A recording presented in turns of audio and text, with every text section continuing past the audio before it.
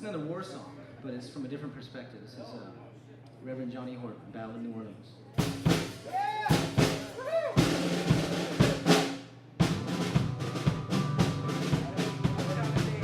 In 1814, we took a little trip along with Colonel Jackson down the mighty Mississippi. Took a little bacon and we took a little beans, and we fought the bloody British in the town of New Orleans. We fired our guns till the British kept coming. Wasn't as many as it was a while ago. Fired once more and they began to run on down the Mississippi to the Gulf of Mexico. We looked down the river to see the British come, and there must have been 100 of them on the drum. Stepped so high and we made the beat ring, and we stood behind the cowbells didn't say a thing. We fired our guns till the British kept coming. It wasn't as many as it was a while ago. Fired once more and they began running on down the Mississippi to the Gulf of Mexico. Old Hickory said we could take them by surprise if we didn't fire a musket till we looked them in the eye. So we held our fire till we see the faces well. When we opened up the store guns and really gave them hell. We fired our guns till the British kept coming. Wasn't as many as it was a while ago. Fired once more and they began running down the Mississippi to the Gulf of Mexico. Yeah, they ran through the rocks and they ran through the rebels. Ran through the bushes where the rabbit would go. Ran so fast the hounds couldn't catch 'em. Down the Mississippi to the Gulf of Mexico. We fired our cannons till the barrel melted down. So we wrapped them down with meander and we put them on the ground. Filled his head with cannonballs and powder his behind. When we let the powder off, the heater lost his mind. We fired our guns till the British kept coming. Wasn't as many as it was a while ago. Fired once more and they began running down the Mississippi to the Gulf of Mexico. Well, we ran through the fires and they ran through the brambles. Ran through the bushes where the rabbit wouldn't go. Ran so fast the hounds couldn't catch 'em. Down the Mississippi to the Gulf of Mexico. Up, up, oh. Up, up, oh. Up,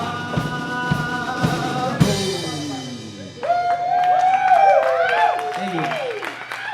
Fumio Tashiro on bass. He's amazing. That's really awesome. Nick Chen on drums. This man's great. I'm Mike Wilson. What's on tap for tonight? What's happening? Tonight's going to be really cool. As our season finale, we're going to end the show with a bang. We have a pretty cool group of people that are coming to join us tonight, Umberto and Jaime Pereira, and they're joining us. They're MMA martial artists.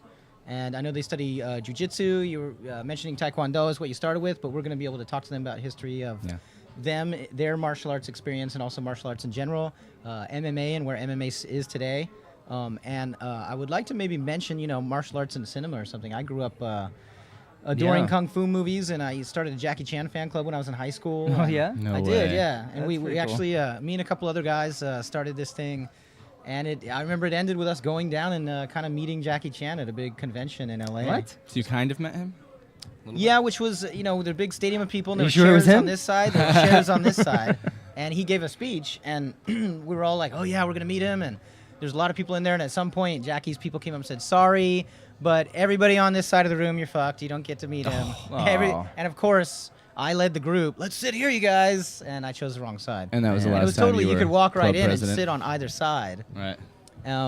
But it ended with, I remember I jumped up on a chair and I said, I love you anyway, Jackie Chan. And he said, like to the lights, he was like, oh, thank you. And he just, that moment, he said thank you to me. And I Man. knew that I was one of his people. You totally kind of met Jackie Chan. That's what I had to explain it. And you're like, what, you kind of met him? Yeah, exactly. No, That's what happened. Great explanation. And it was I'm so it was glad right I after asked. Rumble in the Bronx, too. So it was like, alright. that was the shit. That was like the key where all the Americans were tuning into who this guy was. And but that was back in the day where you couldn't find stuff. You had to go to Comic-Con to get Drunken Master, too. Yeah. And today, I can get it in 5 minutes online, which is great. But Yeah. the thrill of finally finding a VHS cassette. Yeah, of you have Drunken to go to a Master 2. convention and get a VHS cassette. That Yeah. was the hard part, but Yeah. now it's just instant. Like, I wonder what pictures will be on it when I find it. Stuff like that. Yeah, I remember there was like a really fascination, a craze in the 80s. I guess it was Karate Kid and like Chuck Norris and all these movies that were huge at the time. And that's when I was like, Mom, I got to be a karate guy. And then she took me to lessons, and I would go there like twice a week. And Tiger Schulman's? No, it was American Karate Studios All right. in just outside of Philadelphia, and it was like this old white guy, but it was funny. And one of my instructors, it was really cool. His name is Tony, and he was a really great martial artist. Like you could just tell physically, just even the way he walked, that there was a hidden tension. Beneath his clothing, like almost like you could tell, like he Ready could to really, tear you apart. he could just destroy you if he wanted to. But one day he came up to us and he said, "This is going to be your last lesson." I made the Navy SEALs, and no one ever saw him again. And he just dropped out. And I was always fascinated as to what happened to him? that guy. I don't know. Is I that don't the know. end of you studying martial arts too? No, I went on for a couple more years and Okay. then got like second degree brown belt and did like tournaments and stuff. But What did you say you studied? Chinese Kempo was the style, I guess. But it was like when Karate Kid came out, so I was like a kid, so I wasn't really doing any actual fighting, It was just like all movements and stuff. But I never got to fight people except in tournaments when we do like this little point Grappling, system. Yeah, sparring. yeah, exactly. Couple trophies. Can I share my karate experience with you guys? Yeah. So somehow my mom won Yeah. 3 free karate lessons from me when I was a kid. Nice. And I think it was totally related was to a like a scam. grocery store or something like that. Yeah. And I was like, well, okay. And we went the first day. And, I was a shy little kid, apparently. I wasn't comfortable with running into a room and having a stranger be like, quick, get undressed, get in your underwear, put this on. And I remember, okay. idea. And it was like intimidating, like, underwear and gi. And like, white belt or not even a belt. I don't even know. What do they start you with? Is it white belt? Well, I think there's a belt Yep. at all. I had a belt, I remember, because there was this very serious way of tying it, and the guy was like really yeah. aggressive, and he tied it like way too tight on me. Yeah. And then he was like, okay, stand here, and it was totally like, this is the kid who won the contest, and like everybody in the room was like, oh, okay, so he's gonna be here 3 days, and then I was 1 day, actually not even a full day. Really? Serious. I didn't even Why? take all 3 lessons. Why? What happened? Well, because they were doing the stances, and I remember it was like square stance, bent knees, Yeah. and the guy was coming along, and he was a big guy, and we were, young, but he was totally like, this is how you learn, and anybody that wasn't standing right, he would just it took him no energy. He was like, boop, and the kid was on the ground, and he hit him in the back of the knee or whatever. At least when he hit me, it was in the back of the knee, and I folded, and I was like, Mom, I'm not we're out going here, back. Mom, let's go. I don't understand. Yeah. What did I do wrong? I don't like this. Of course, I got older and I understand like there's a deeper meaning, and it is an actual art, and it teaches you balance and discipline and all these great things. The great philosophies behind it. I was reading recently Sun Tzu, and the whole thing in Sun Tzu's battling is when your enemy attacks, you withdraw, and when your enemy withdraws, you attack. I was like, that's interesting, and I thought I thought of this parallel between Lao Tzu and Sun Tzu, or it's Lao Tzu. I'm sure I'm not pronouncing any of these right, but. And I have studied the Tao Te Ching and was looking into it, and then sure enough, I was flipping through and I found it was almost exactly word for word, but describing it in nature. But it was the same philosophy of they're coming at you, you withdraw, and when they withdraw, you attack. And so there's these really incredible philosophies and ideologies that exist behind the martial arts that I think could do the world a hell of a lot of good right now. And I think a lot of people view it as combat, let's fight, but Yeah. it's like the trained and disciplined people that I know that have studied, there's something way deeper than that involved, and there's Yeah. this sense of balance, and I think the Well, I world think could there's definitely also benefit. a sense of you now that you know you're capable of doing it, you're not gonna do it. You're just gonna Right, there must be able some to, sort so of you have the catharsis about- confidence yeah. to take care of yourself if you need to, but at the same time, you're not gonna use this for any reason. And hopefully, you guys can. Yeah, I was gonna give say us we're some gonna say insight that when we these talk guys are to you gonna and actually come. school us on this in just a second. So we got a lot of cool We're questions for butchering them. the philosophy, probably. So now that we've presented how we see it, no. But yeah, and then we have 2 really great artist segments tonight. We have Andrew Ratcliff with us tonight. Andrew's a conceptual artist, digital artist, Did. and neighbor and good Those friend. are all words. And he first blew me away by showing me this project that he did called the Waterfall Swingset, which is going to be really awesome to show everybody. It's going to be amazing to share. So that's going to be really awesome. And then our friend Billy Frey is here, who's a collage artist, and he's going to share some of his work with us too. It's really impressive collages. Oh, I'm so sorry, man. Billy Frey. It's because of how it's spelled. Yeah. I shouldn't have said that actually to back that up. So it was like you're spelling it wrong. I'm sorry, man. We'll totally edit that out. The 4 people that are watching live right now, like, whatever. Okay, cool. And yeah, it's we won't be appearing next week, so that's what we're calling it, like season finale. Yeah. But this episode is a little bit more We'll start lighthearted. Season 2 in 2 weeks. Yeah, we're gonna start season 2 like a week after Right season into 1 it. ends. Yeah, there'll be 3 seasons per year, I think is how We we're do like going. season 1, part 2. Doesn't Yeah, make any right. sense. Yeah. Well, when Some we're Breaking finally on Bad kinda Netflix, stuff. it'll be like season 7, episode 300. Yeah, when we get on you know. Netflix. Yeah. It's I not like that hard. how, to I do. like how you put that, Well, Mike. because it's not that hard to do. I mean, you send an email, we'll be on Netflix. We should Have you get a seen license. some of the stuff on Netflix? I've man? seen all of the stuff on Netflix. I've seen the I- first I've seen 3 minutes of a everything on lot of Netflix. things. Yeah. Right. We watched. That's how Netflix works. We watched quite a bit of Hobo with a Shotgun last night at about Yeah. 2 Yeah, a.m. that Yeah. go.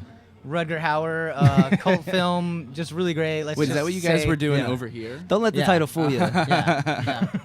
It's one of those movies that you're watching like 10 minutes into, you're like, this is so awful. I can't believe how cool this is. Yeah, I've been recommended that movie actually, Hobo with a Shotgun. Yeah? Someone's like, you should definitely watch this. Yeah. I'm like, I don't think so. Strong It's statement one of about those things. society. and- It's one of those things you can't recommend. yeah, you stumble across Yeah, it. it's You love just it. one of those not things. Do you recommend ever it. love something and then you just love it so much that you want to recommend it, and then you recommend it and someone comes back to you. Like I used to work at a video store when I was a kid. Yeah. And then my tastes are different than a lot of the clientele you normally get at Yeah. video store, and they're like, oh, what should we watch? I'm like, this one. You should watch this one. It's Buckaroo Banzai. You're gonna love it. Awesome. Or whatever. Just something really way obscure. Sure And you then get the guy a lot comes of, back and he just a lot like of thumbs up on that tosses one. it right on the counter. He's like, I want my money what's back. up? What is that? was that? But he loves On Golden Pond. Well, Does anybody get that reference at all? No. By chance? Anyone? On Golden Pond? Mm. Interesting. Excellent. Interesting. So, check it out, everybody. Yes, and then also you recommended what I watched right before Hobo with a Shotgun, which also Bobby and a lot of other people told me to watch, and I was like, oh, okay, I don't know. It was Dredd, the new Judge Dredd. yeah. It's awesome. How cool is that movie? Like, I went that into good? it with low Everyone likes that? expectations, and it was just so superior because of what I thought it was going to be. Yeah? It's an amazing movie anyway, but I thought, like, okay, another comic movie, because we've seen a lot of those when they're not in the forefront, it's not a huge studio, and they don't have a huge budget. It Yeah. can be hard to pull that off, but Dredd was just perfect. It was great. Yeah, but when Loved it's it. when it's not such like an entrenched studio and like we need to absolutely make sure that it makes a specific amount of money based on what we put into it, they almost get a little bit more freedom to be like, all right, let's make a really interesting and innovative story here and not worry about if we're And they doing had- it right. Right. We're gonna do it the way we think it should But be they done. had a good, I'm sure it's decent budget. You can tell just by watching it. But I think a lot of films that do get those budgets, they fall onto the CGI. Yeah. They fall onto the actors, the whole star system, and all Yeah. this. But Dredd was just, it was really The well skimp on the written, writing. super cool. Yeah, just the writing, it was really great. And then, Yeah, I remember getting a couple texts during the course of you watching it. You're like, Oh, it's yeah, I like always do. RoboCop when I was 10. Yeah, that's right. I Times did a text you, million. Yeah. Yeah, exactly. And I still stand Yeah. by that Oh, statement. yeah, it's great. This is badass. Yeah, it's really good. So that's our movie critique section of the Yeah, day. So action. What else? There was something about a world war possibility or something. Yeah, What was it? do Did you we- guys do hear we something? Do we on the want to news? go into that? Yeah. Because that could probably go on for a long No, time. I don't want to go into it. I feel like we I should do say want to address something that I and don't address- want a world war to happen. Yeah, That's we very want to much address my that we're opinion. anti-war and that TV lies. All right. you go. So anyway, how are you? How are you guys? You guys have a good week? Yeah, an excellent week. So we're gonna take 2 weeks to get ready for next episode? next season's beginning anti-war World War III episode. Yeah, if Right. the world's here, Yeah, we'll we should be probably here. do that. Think about it for 2 weeks. We'll and- call it As the World Turns. But hopefully. if, maybe in that amount of time, we'll just find out that it's already happened, and we'll see if that episode even happens. So, so good luck for all of us, and Yeah. not finding World War III Yeah. within the next. So 2 a lot of weeks. in the event we have to engage in hand-to-hand combat shortly. right. Yes. Why do you think I called these guys on the show? Yeah, man? I was maybe- like, maybe need we to should- This is drop kick probably a lessons. good show. You know. Should focus on the preparation Can you? instead of. Hopefully, you guys will teach us how to handle like groups of men with shields. That seems like a difficult thing. I can't Tanks. get around like an uppercut and then. drones. Um, What do we do with them? Yeah, and the drones and all that. So we're gonna let things. We don't see the thing is we can't really talk about this. We don't know what's going on yet. There's No. just the initial rumblings of justification, even though nothing's happened yet. But what does scare me is that I have people that I know and love that are logical people that I've already heard this early in the game talking about just that ideal that America is the correct authoritative police of the world, and that there's this mentality that really is like strong that says, bring it on, we're ready for this. Yeah. And what I'm saying is, I don't fucking think we're ready for this, man. No, And I think it's way, way beyond what the news and what everybody's really talking about. And what can we do? We can't do much these days. Like, vote with your dollar, try to educate yourself, and at least that's what I'm doing. Disseminate the information you think is accurate. And basically, don't trust the news. I can't believe how many people in my family I really care about, and I hope maybe some of them are watching us right now instead of Fox News. Right.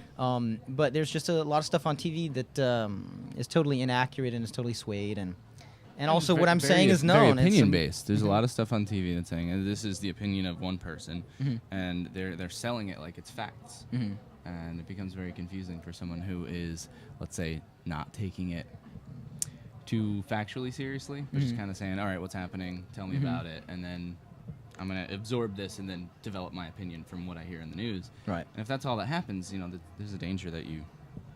Or really no just idea trying to what's make going heads on. or tails of such a complex situation and then being like, here it is, we're going to sum it up for you. Right. And it's like anybody that really takes that as though, okay, I get it, they're summing it up, like, it's way more complex than that. It always is, Yeah. and the more I put my mind around it, and you hear, like we were saying, World War III, or this phrase is being thrown around the media now, and it's like, really, you're allowing it to be thrown around the media? Don't Yeah. you? Oh, well, we... I feel like the stuff that I've heard I feel like people that's a say. dangerous thing to even just start saying, to even like start putting into words World War III in a serious sense, because then you're almost allowing the idea to exist, and I feel like it's a dangerous step to take, just ideologically thinking, oh well, it's coming, so we should be prepared for it. Exactly. At what point should we be like, no, let's make that basically exactly the opposite of what all of our goals are. And it would just at be this such a scumbag way for humans to like burn everything up, man. I mean, this is deep stuff, and we're Yeah. gonna move beyond this in just a second. But I would much rather see like a bunch of Giger aliens land and just fucking fuck us up from the inside. And wouldn't that, let's go out that way. Yeah. Let's wait for the bad monster aliens. Let's not do it to ourselves over money. Come on. That'd be pretty good And for world power. solidarity too. Exactly. Well, Bring us all together Yeah. under one common purpose. and like right after the alien invasion, there's gonna be some president on the news that's just like, now remember to go out and continue shopping because that's what's really we're dealing with here. Yeah. These It's like now that the aliens are gone, we need to make sure our economy keeps going. yeah, exactly. These xenomorphs will not take away what is rightfully ours. Yeah. Um, Well, that'll just kick off the whole, separation again. So, but yeah. you know, Speaking of Giger, how cool was Prometheus?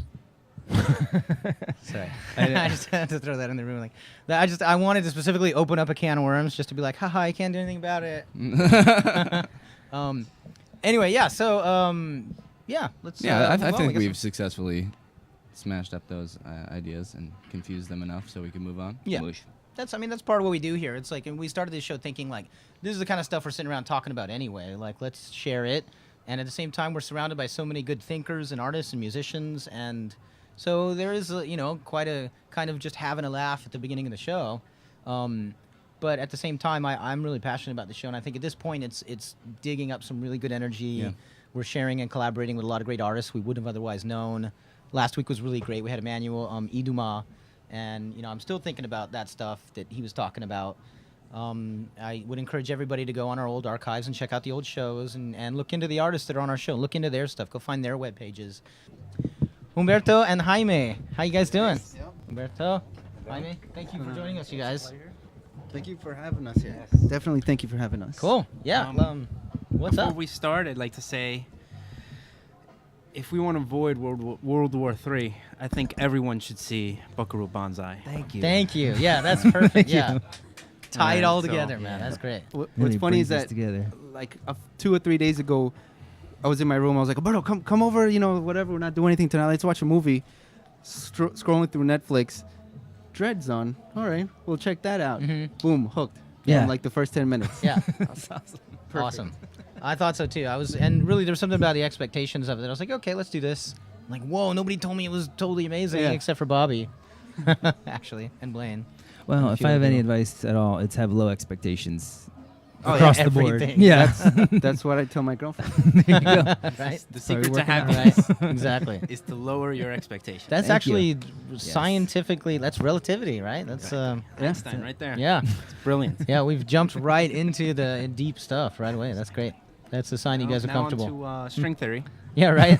String theory and martial arts. How does it work? Tell us. Cool. So can we get a little background of you were mentioning earlier how you guys started and where and kind of what your field of study you went through? What was your path and your history in martial arts? Yeah. Well, we're brothers, right? Okay. And we started in martial arts. I think like every martial artist did, is by watching WWF. Yeah. And then like just slamming each other on the floor. Nice. Like, you know? That's how it all started. Then a certain TV show I like to call Power Rangers came on. Yep. Yeah. And it's really started with us doing those things in our room and Yeah. then, you know, faking to everyone that, oh, yeah, we know how to do this stuff. Yeah. Right. Yeah. Like we know how to kick putties Yeah. together and to eliminate them. Yeah. So I personally, I started martial arts. You know, I think everyone kind of starts in their mind before they start with their body. So yeah, I started martial arts, Jackie Chan, watching Power Rangers. You know, I remember a time where I was always in the grade above him, and there was a kid picking on him. So I was like, "You meet me outside in front of the school," and he showed up, and like everybody showed up, and now it was That's like the worst, isn't it? it was a circle of kids. This is elementary school. Yeah. Right? So it's a circle Yeah. of kids, and me and him are in the middle. And in my mind, I'm like, I'm just standing there with my hands up. I don't know what to do. But the day before, my friends told me, listen, because I told them, I was like, I'm going to fight this kid. I'm going to fight this kid. My friends told me, go home and rent 3 Ninjas and watch that movie. And I swear to you, we had the video store in the corner of the train station. We took 3 Ninjas and I watched it and I was like, analyzing it. You know what I mean? Yeah. And in my It's mind, everything. Yeah. in my mind, I was gonna jump and kick and flip around and this and that. It was And gonna get be 2 great. of your friends. To No, so the kid stands in front of me and he spins around and his foot whizzes right by my face. Whoa. Mm-hmm. Oh shit! You just grab each other and we just start like grabbing each other. Like 10 seconds later, teachers pull us apart. So he saw 3 Ninjas too. I think so. Yeah, That was the plan. he saw the sequel. That was and me. I was behind. Oh, man. Yeah. So, but yeah, I mean, we started like kids playing around, kicking and punching each other, Watching Jackie Chan movies, Yeah. everything we could get our hands on. And then one day we enter high school and we find out that there's an after-school club called the Taekwondo Club. So we entered that. So we do it every Monday. And eventually we found we did that a little bit. Eventually we found a martial arts program in, I wouldn't even say program, it was a club in college. And that's really when we started, I guess you could say, doing our path in our martial arts. And it was like a Taekwondo. It was more of a hybrid between Taekwondo and karate. So it was we do things that I would see in karate classes, and I could tell you, oh, okay, we know that. And we do other things in Taekwondo classes that we were recognized with those. And I think the best part about that was we would walk around thinking that we were deadly men. Yeah. Deadly men. We were bad men Yeah. with bad intentions. Yes. You know, And just waiting. You know, I couldn't wait until somebody touched me. You know, just to kick it off. just to throw some sidekicks, and then Yeah. and in my mind I'm already like winning. I'm fighting off 20 guys like in a Bruce Lee movie. Yep. Just sidekick, glass through the barbershop window. How different do you guys look Bam. at it now? I mean, that's an interesting thing to bring up, right? Oh, There's a lot of completely, guys that man. are like, they will go out to a bar and intentionally pick a fight or something, right? Yeah. So they can practice or something. There's this whole, like, doing it for the wrong reason kind of thing or something, right? I kind of look back at those times in embarrassment. Yeah. Because now that I train in MMA, I realize how little I really knew. Like I would watch UFC and I would say to myself, "Oh, that's stupid. They're just hugging each other. They should just kick the guy." If I was in there, I'd kick the guy and then I'd be over. But then eventually, once we started joining MMA, I realized, oh wow, there's a lot of things that someone can do to hurt me.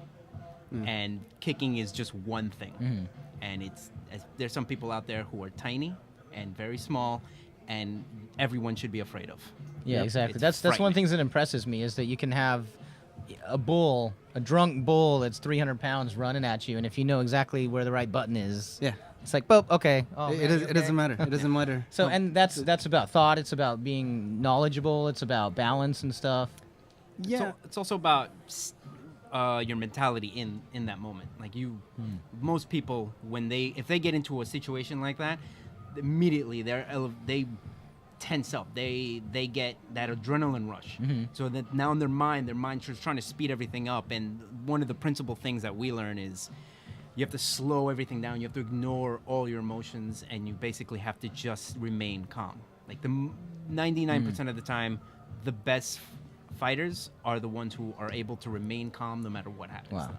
And when you're talking about how the brain works in fight or flight, and you're actually talking about neurochemical, keeping your brain in check. Yeah. You keep, having that kind of control over it, it becomes something that's like, Yeah, but much. stuff like, I mean, that's only through practice, Like, we can train as long as we want, in hypothetical situations, and we can talk here.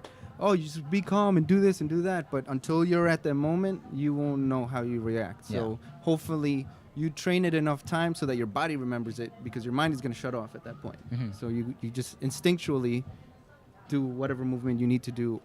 But, I mean, ideally the goal is to not be in those situations. I think the difference between a martial artist and a fighter is, I mean, there's a lot of differences, but one of the differences is that a martial artist will not put himself out of that equation, So fighting is not fun. Training and sparring, competing, they're different from fighting, because at that point, it's no longer martial arts, it's not weaponless, it's not one-on-one. You never know what'll happen. Somebody can scratch your eye, somebody can come from behind you. Somebody can pull a knife out. Yeah, so it's about avoiding those situations. Diffusing a situation first.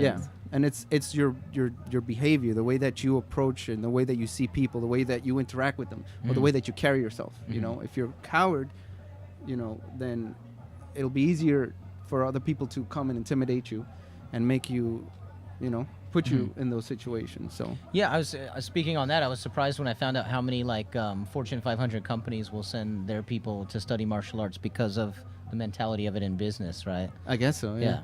I think that happens a lot. Yeah. But also in regards to that is, I have this whole history of kung fu films in my head and stuff, and you're basically describing the perfect kung fu hero, the protagonist that is in this situation. It's like, and the directors and the writers all know this, of course, right? They spend their time making sure that they illustrate that person as like, oh no, he went through this way to defuse it. Oh no, went through this way to defuse it. Now you got me. And then the battle happens. It's like you forced me into a corner. But that's basically kind of what I want to bring up is kind of the philosophy and the discipline that is behind that. Yeah. Can I also ask you about specific styles of martial arts? Like, are you guys specifically into one? I know you do mixed martial arts, but is one more prominent, or what do you study actually? Well, okay, so we were in Taekwondo for, let's say, That was about 5 years. 5 years or so. When we finished college, it was like, all right, well, we're not training anymore regularly, and we're just kind of watching TV and, eating a lot. Yeah, we weren't doing anything. We got grossly out of shape. Yeah. I myself, you see me now, I'm a completely different person than I was 5 years ago. I weighed 240 pounds, and I'm 5'4", which is not the ideal weight for someone who's 5'4". It was through martial arts, and because basically the way that I rediscovered martial arts was I started watching UFC, and the first thing I did was, all right, well, I want to start to learn this, but I can't physically do it. So I started going to the gym to go running, to lose weight, specifically just so I could get in shape and go to a martial arts school so I wouldn't embarrass myself. And here I am later, I'm 80 pounds lighter. So I mean, that's one major thing that it has changed in my life, is that it made me focus on what I really wanted. Well, you already laid the groundwork with discipline. Yeah, and that's Right. one of the major things, is to be disciplined to do that. Yeah. My brother, he studied karate and capoeira while I was gaining all that weight. So Yeah. what the beauty of it is, he used to come into my room, because we lived together. He used to come into my room and just randomly hit me for no reason. Yeah. And I would just do nothing to fight back. And then now that I started learning jujitsu, That's my style. Yeah, I would just lay there and cover my face. The style of literally no style. Yeah. So a few times after I started learning jiu-jitsu, which is I got into a jiu-jitsu school, he would run into my room, start hitting me, and then I would be able to defend myself. And I guess he realized, oh boy, I better start learning what he's learning because I can't hit him anymore. Yeah. So I would, and I'm thinking once again, I'm like, oh, I left Taekwondo and I started in karate, and I was like, I'm a badass, you know what I mean? I'm wearing a white belt, but I'm not really a white belt. And then we start training, and it's just a little bit different style, but it's kind of similar. So I'm like, okay, I'm not as bad as I thought I was, but I can still kind of keep up and catch up after a couple of years of training and just improve. And then, that mentality comes back. And I'm like, yeah, I got this. I'm fucking, come at me, bro. I'll come into his room and start punching him or whatever. He can't do anything until he starts to learn to grapple. And he's put me on the floor, he just sits on me, and I can't get off. And after 10 seconds, I'm heaving, I can't breathe, and he's just calm because he knows how to move. and it's bad news for me. So I decided I need to start learning to grapple too, and I need to just do a different type of sparring. So instead of just body punching and kicking, it's like I need to learn boxing, hitting the head, I need to take down submissions, all of that stuff. So I go to him and I'm like, I want to join your jiu-jitsu school. Let's train together. And my brother's like, no, we're going to an MMA school. And we're like, all right, Google, MMA schools, Brooklyn or whatever. And we went to a couple of different places. But we walked into Williamsburg MMA. He's the professor, Roger Mamadov, runs it. And we walked in and we sat, we're just going to watch class. So we sat to the striking class and the jiu-jitsu class. And immediately I knew, I was like, this is it. We don't need to go to any more places. I don't need to try it. I know this is the place where it's going to just take us to levels we never thought we would get to, Very cool. So- That's great. You guys are inspiring each other, and you guys are there for each other. Like, sound like you work as a team and Yeah. sharing your knowledge of what you're learning We together. work as a team. I think we feel like we push each other up only because the one that gets left behind is going to get beat up. So I need to be top dog, and he needs to be top dog, and it's just that constant struggle. Yeah. So it's good to. And you guys both compete, right? Or do you compete, or how do you? As of right now, we only compete in grappling tournaments. So there's a lot of pure jiu-jitsu tournaments that happen in New Jersey. A lot of them in New Jersey near Philly area. We compete a lot in those. And eventually we want to make that transition into MMA. First you start off with the amateur bouts and then professional bouts, but nothing where we believe that we're going to become, UFC champions. It's just we want to do it to do it. We just want to do it to go in there, do it, and then all right, that's one thing off my bucket list. That's awesome. I've done something, and it's not even to win or lose. I just want to go in there and say to myself, I'm not afraid because I've done what I have to do this. Cool. Yeah. I mean, when we were younger and earlier on, we did like the Taekwondo tournaments and the karate tournaments. So it was like, that point system, like the kind of striking, but just one hit and we reset. It's like fencing almost. Yes. It's just like I could have done it. Yeah, like Yeah, I right. touched You know you. what I mean? So I got the touched point, you. We're done. Yeah. Yeah. I remember I fought with this one kid, his little kid. Yeah. And I was like, oh, come on. I paired me up with him, like in a tournament. And he's like, they're just like, fight. And he's like, tap. And he's like, break, point. Yeah. And I was like, whoa, what? Yeah. And I was like, this little kid got a point. I was like, all right, fucking, all right, now I'm going to fight. Now I'm going to just punch this kid in the face. Yeah. Like, because I'm really angry. Second thing, he did the same thing. And I was like, I got so mad. Because he just like, point two. And I'm like, now it's over. I know It was- exactly it was what 2 you're out of talking 3, about. and he just won. And it was like this little kid. And it was just such a schooling lesson. And if I would like to see him again. This is not why. kidding. This is why he might be at that point. Yeah. If you're out there, little kid, We'll meet You know who you are. 3 o'clock. you still have the picture of him as a I've little been kid in watching your head. 3 Ninjas lately. There you go. No, but that's exactly why I personally, for me, I left that type of sparring only because I'm like, I don't want to just hit once and then, okay, stop and reset. I want more of a continuous flow, Yeah, the principle behind that is that karate, the idea is one punch, one kill. So doesn't matter where I hit you, I'm going to be strong enough that if I hit you, wherever I hit you, you're going down. And like once you put that into a more practical area, it doesn't apply. You know, it's obvious that there's some guys who will just take bombs to their chin. Like, there's a lot of UFC fighters. Like, one I can name off the top of my head is Roy Nelson, who's just this. I mean, if you saw him, you would not think he's an athlete or anything. But I've seen him just take giant knees to the face and to the chin and just keep walking forward. Yeah. To the point where his face looks like a disaster zone, and he's just like, oh, I'm good. He just takes bombs. And there's some guys who will do that, and there's other guys who you tap on the jaw and they'll fall right down.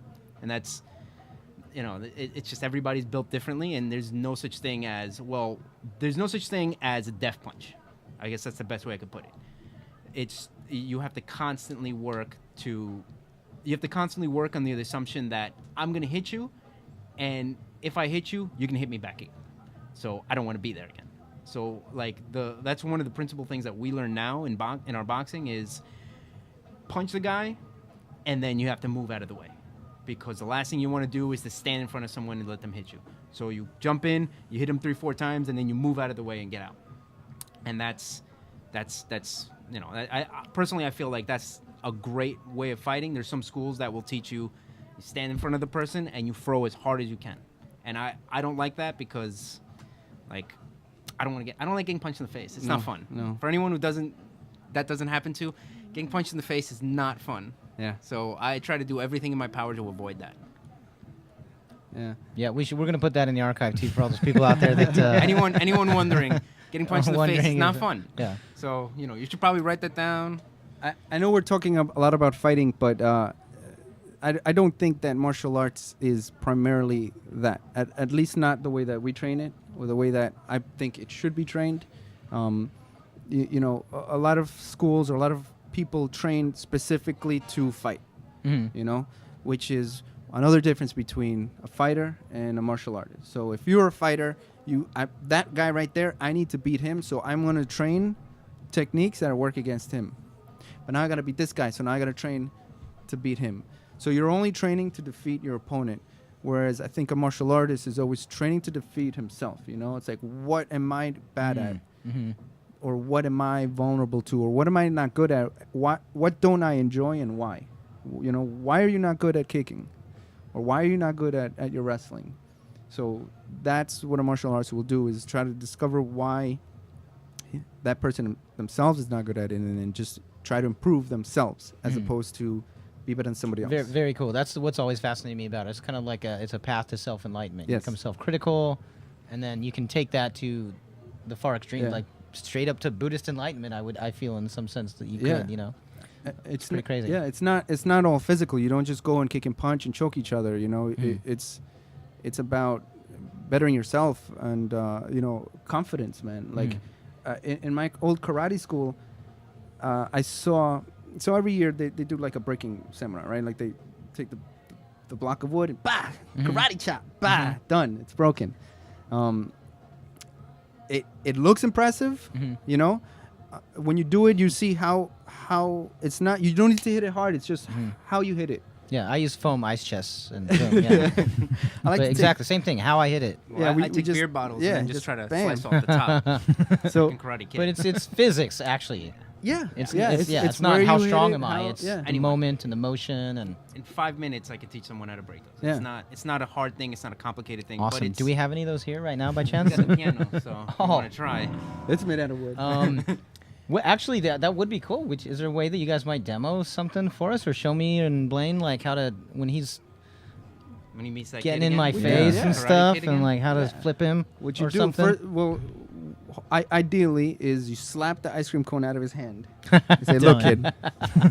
I got that down. Yeah, right. But That's the problem. just one. Yeah. One That's quick what got point. me into that mess. One quick point that I wanted to make. Uh-huh. I saw a woman, and she was, let's say, I don't know, close to 50s. You know, not athletic, never really worked out, never did martial arts at all, and her sisters, when she joined the karate class, her sisters were like, "What are you doing karate for? That's silly. You can't do it. You can't." Like, people around her were putting her down, and she was putting herself down, but she kept coming back for whatever reason. And during the breaking seminar, now this is one block of wood, right? Like little kids hit it and they break it, and you know the parents clap and everything. Now this woman had the block of wood that was being held in front of her, and she was just staring at it and staring at it and staring at it. And then she went, yeah, bam, broke it. She came down to her knees and she was crying, you know, and everybody was clapping. Now, it was not the most impressive break of the night, but it got the biggest reaction because she was just crying, and her sisters were crying because afterwards she told us nobody believed in herself. Nobody told her you can do it. Everyone was putting her down, questioning her why she should do it. And even herself, she said that she couldn't do it. But then when it happened and when she realized that she did something she believed she couldn't do, that impact, you know, was so emotional that she just broke down. And I think that right there, that one woman, you know, a blue belt breaking a board, crying, that was what I think is what martial arts can bring to everybody. You know, that you're just pushed to the limit where you think you cannot do something in life, and then you just continue, you know? You just keep taking one more step, and eventually you're going to get there. And I hopefully, you know, anyone that I can talk to or train with, I can help get to that level, or they can help me get to that level, you know? I think that's the most important in martial arts, is to just believe in yourself to make yourself a greater person, not being able to run into your brother's room and then punching him and not getting hurt. So, yeah. Oh, that's great. Well said, Jaime. Yeah, man. And, you know, I think there's something really noble about the pursuit of bettering oneself, but it also it acknowledges defending oneself. Like, I'm worth defending. That's and, right. you know, there's something to be said about that and all the stuff that's going on in the world. And I don't know, just all the stuff we're talking about. There's a lot going on in the world where I think people are objectified a lot, and people are put into these corners where it's like, no, just work and pay your taxes, or whatever the example. I come with 100 of them, and anything that would teach people, it humanizes you. I would think, from how you're describing it, and from what I do know about the philosophy of it, that it's like we are. Was it the karate? I heard. Actually, I know this from some rap song. I'm not sure which rap song, but it means empty hands, right? Empty hands. So it's perfect for the Karate, poor yeah. man. Is that Wu-Tang? Yeah. Anyway, so but the philosophy behind that about we're not using weapons, we don't have anything, we're gonna fight because it's like that kind of solidarity of defense or something. I don't know. I feel like it's a noble pursuit, and like you say, distinguishing the philosophy and the balance of it and all. So Yeah, it's also something that helps you. It teaches you in life. Like one of the worst situations you can be in is a 200-pound guy who's strong as hell laying on top of you. And this is something I learned in jiu-jitsu, is someone who's strong as hell laying on top of you, not letting you get up, and you saying to yourself, I trust in myself to get this guy off me and be able to stand up. And it's that pursuit to be able to do that. And you're not going to do it the first time. And this is something I tell people when they first come in the gym, and or like early students, and they ask me, what should I do in this situation? I tell them, you have to pick one thing and fail at it. And you have to fail at it 100 times until you get it right.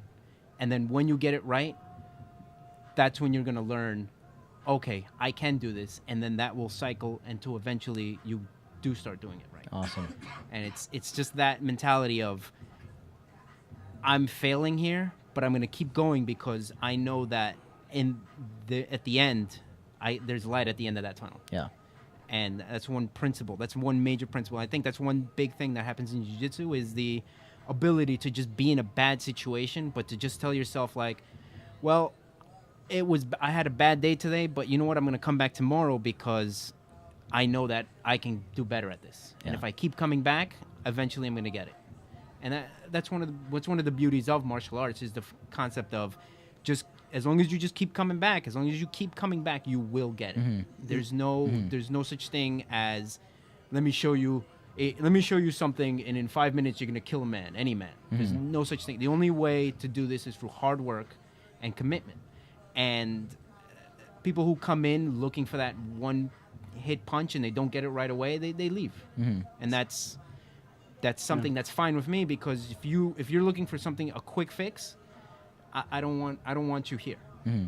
What I want here is someone who's going to come in, and I'm going to tell them, like, look, you're going to work hard. This is not an easy thing. If this was easy, everyone would do it. And to see that person come back again and again and again because they acknowledge, I'm not good at this, but I'm in an environment that is going to get me better at it, and it's something I want to get better at. That's awesome. That's a great metaphor for art or music or world anything. peace Most or definitely. feeding everybody on the planet or Yeah. I think that's a very expansive metaphor. I'm really digging it. Yeah. Very cool. Well, I'm so glad that you guys came on the show. So can we be honored with maybe a little demo? Can you beat one of us up real quick Yeah, and then man. just How about Yeah. how about you Stay beat still. us up? yeah, right? How about you Well- guys beat us up? How about like you guys just sit there and look that way. Both of us will just rush you, and we'll see how you guys handle that. You're not That might supposed to not tell work. them what we're That gonna might do. not be good. Oh no. man, yeah. No, I would not want to see how you guys handle it. I'm like, this is not what I meant. Yeah. Oh. I mean, you guys teach. Do you have like a prepared, like say someone strolled in and they're like, yeah, I want to be a part of this. This is what I want to do. What's what are the first steps? Do you even have like an interview with them? Do you figure out what they want to get out of it, or like what's lesson one? Is just Lesson 1 is jump in and try it. Yeah. yeah. That's lesson 1. Just jump in with everyone else and try it. And the one thing about martial arts is that when someone walks into the gym, we all acknowledge this is someone who's interested in what we do. So we're not there to beat them up and nice cat. We're not there to beat them up and we the don't cat. sit there and say to ourselves, ooh, fresh meat. I can try that new Yeah. spinning kick technique I learned yesterday. We say to ourselves like, all right, this guy, I want to teach this guy everything I know so that in a few years, he's going to help me become better. Because the bottom line is steel sharpens steel.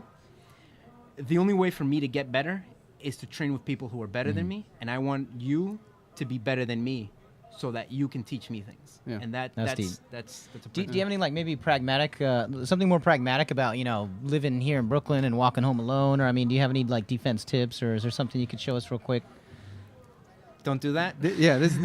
Yeah, see, that's a great example. Also, yeah. like the philosophy behind, like, well, let's think about the broader issue here. Yeah. Like, you're putting yourself in danger. The- That's interesting. I mean, like I said, there's no 5-minute technique. The best way to learn is to go in there with people who will beat you up, and they'll do that. Not you're not gonna go home with black eyes, but people who will beat you up, and then when you go home, you'll realize this guy can only beat me up because he's a trained killer. And then to walk in again and just keep coming back until you can go home saying to yourself, all right, I'm not worried about this person because I've been training with people who know how to beat me up, and this guy doesn't know how to beat me up. Yeah, I think I've been a part of, and I've seen so many martial arts demos where they'll pull people from the audience and be like, well, let me show you the defense against this punch. And everything is kind of planned and safe, and it'll be like some elaborate movement where they'll spin the guy's arm around, turn him around, and then like do a spin kick or whatever, and it's like it's showy It's kind never of, gonna yeah. be.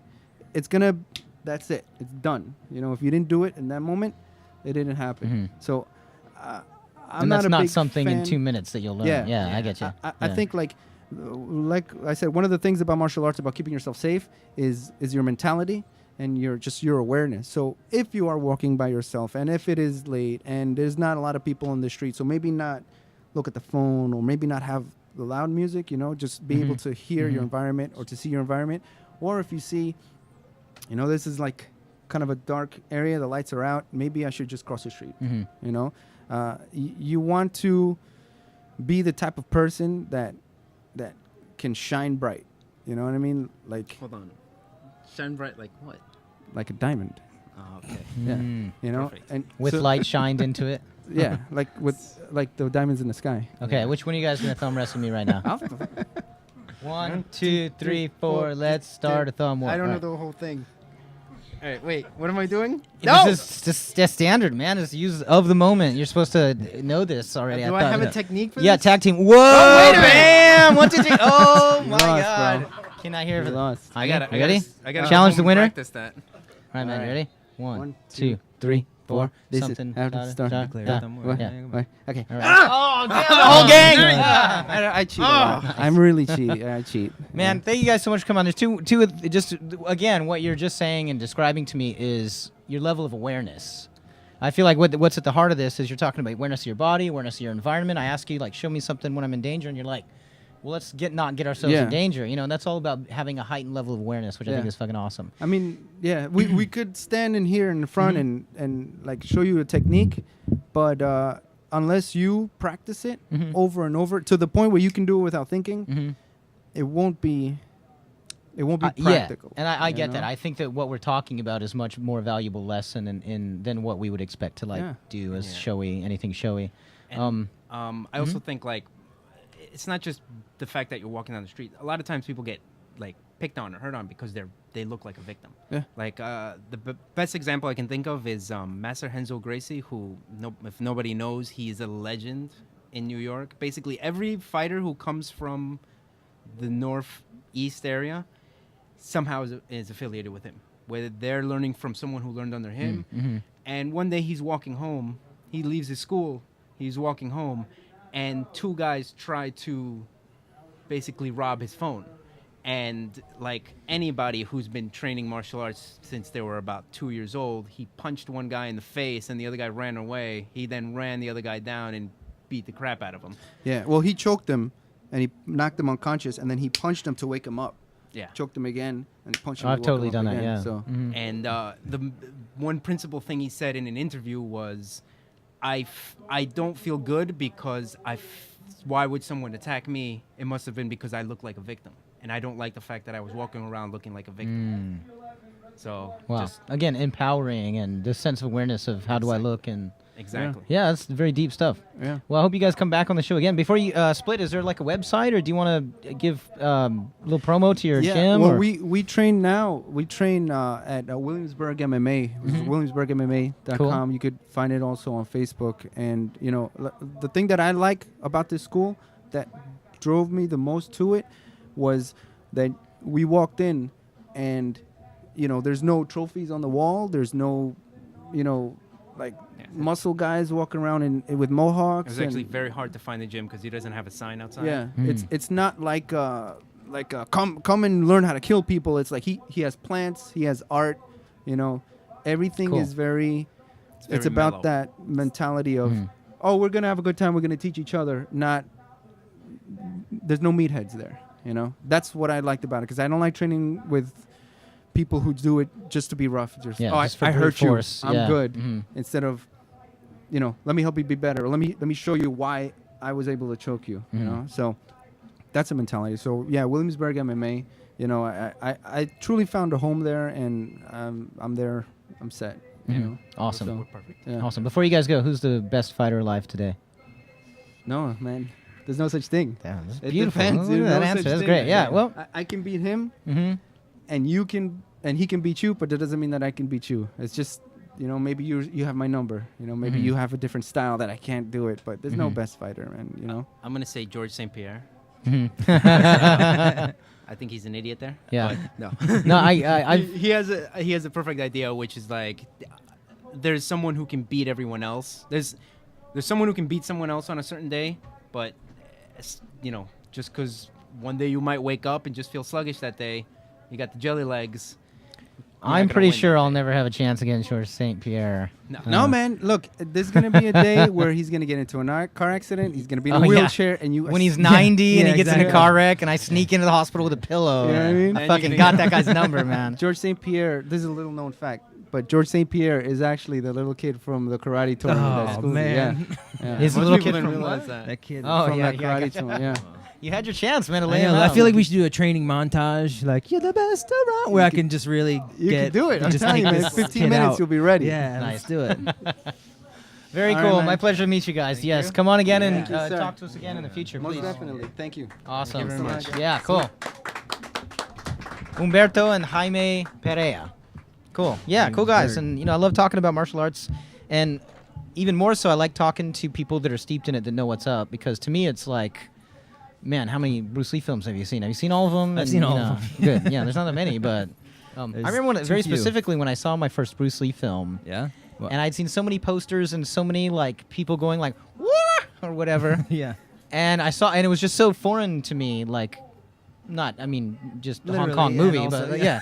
yeah. But it just was so surreal, otherworldly filmmaking. I remember Yeah. the whatever movie was, maybe the big Chinese Connection, where they're smuggling drugs inside ice. Is that the one? That's good. Chinese Connection. Yeah, and I think Fist of that's the Fury. first one I Those are saw. the two early ones, Mhm. and they were like really dubbed over like hard. Mhm. And I didn't catch it. There was one in was it Way of the Dragon or whatever with Chuck Norris, and they're in Rome. Mm-hmm. And there's like a restaurant or something. I don't know. It was good too. This is very strange to me, but the whole idea that for so long I would study it in the sense of like, oh, what's cool, this is stylistic, and who's the toughest or whatever. But in reality, like what these guys just schooled us on is the truth behind it is that it is an art. It comes from beginnings of defense and balance and examining one's life. I mean, it's like Socrates, basically pulled out in some way through physics, and I think it's very interesting. Yeah, it's funny. It's a skill set that's developed in hopes that you'll never use it. Right. Which is very odd. Mm-hmm. You know?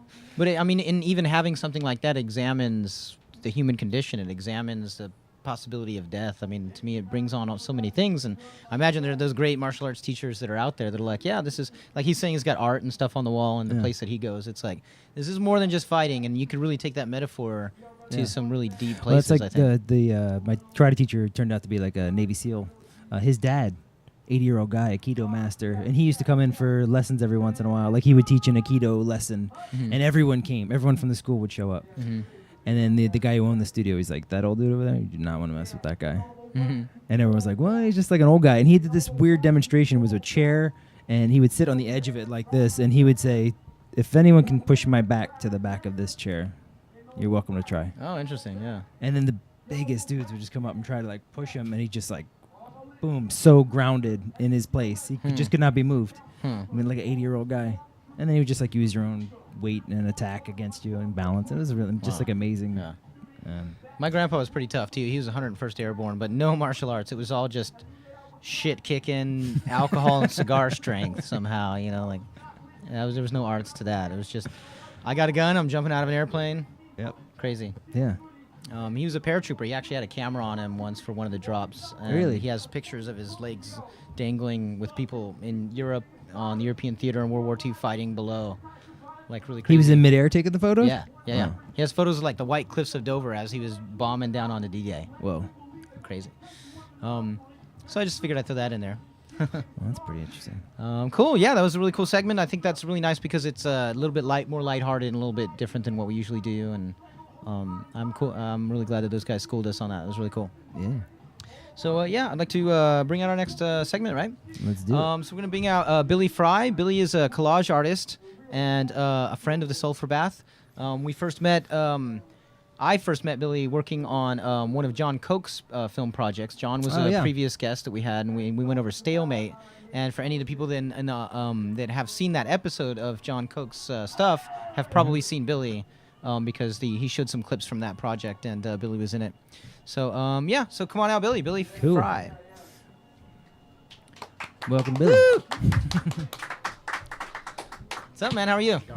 Good to see you. Yeah, it's good. So, what's up, man? So we're following a martial arts segment, so... Yeah, that was it was interesting stuff. Yeah. And my dad used to teach Taekwondo, so... You mentioned that earlier, yeah. That's cool. And I used to wear black sweatpants at sleepovers and pretend to be Bruce Lee. Nice, awesome. And you know, as a kid, it was really popular was those shoes, the black Chinese shoes, right? With the little brown... On zigzag. Very we have little, some now, yeah. Oh, yeah? I didn't know those were still around, but I remember most kids at school had them at one point or another. Oh, yeah. And they were not comfortable, they hurt, they were just awful. Yeah. And yet, they made you feel really cool. I remember trying to make my socks like ninja socks. Like Ninja Turtle feet, you know? Did you ever do that? Like tuck the sock You need between your mutagen toes? for that, man. Yeah. You can't just do that. It's obvious. So what's up? So you're going to share some of your art with us. I was just mentioning John Koch's film because that's how we met. We were working on that project together. Yeah. So I know you're a man of many hats. You do acting and artwork and... Yeah, I do all kinds of different things. I've never really been one to limit my activities. Cool. Or friendship circles and music and everything else. So I feel like variety is good. That's awesome. I totally agree with that philosophy. And I think variety is healthy. Sorry, just wait. Right. Just because we got a party going on outside the window. Yeah. I want to make sure people are picking you up all right. So yeah, I mean, I've dabbled in Cool. lots of different things, and Did you go to school for art or something like that, or did you study like that, or? Well, I started in architecture. Oh, cool. Which I think offered me some of the structure that you can see in my artwork. And then I studied creative writing and English literature. at the University of Minnesota, and that's what my degree is in, creative writing, English literature, and drama. I had a minor in drama. Okay. So. So even then, you knew you wanted this variety, and you were kind of yeah. I looking mean, into I've different just things. always just been interested in everything. Cool. And you know, just if I found something I enjoyed, I wanted to try it out. You know, I did try out karate for a little bit. It wasn't for me, but I love, you know, martial arts movies and everything. I done the acting thing. Was on TV as I played a murderer on a crime recreation. Yeah, you mentioned that. Sounds TV super show. interesting, right? Yeah, so the guy was he was like in a metal band in Seattle, and worked at a metal shop, and they ended up using metal fragments from his metal shop to tie him to these 2 murders that he committed.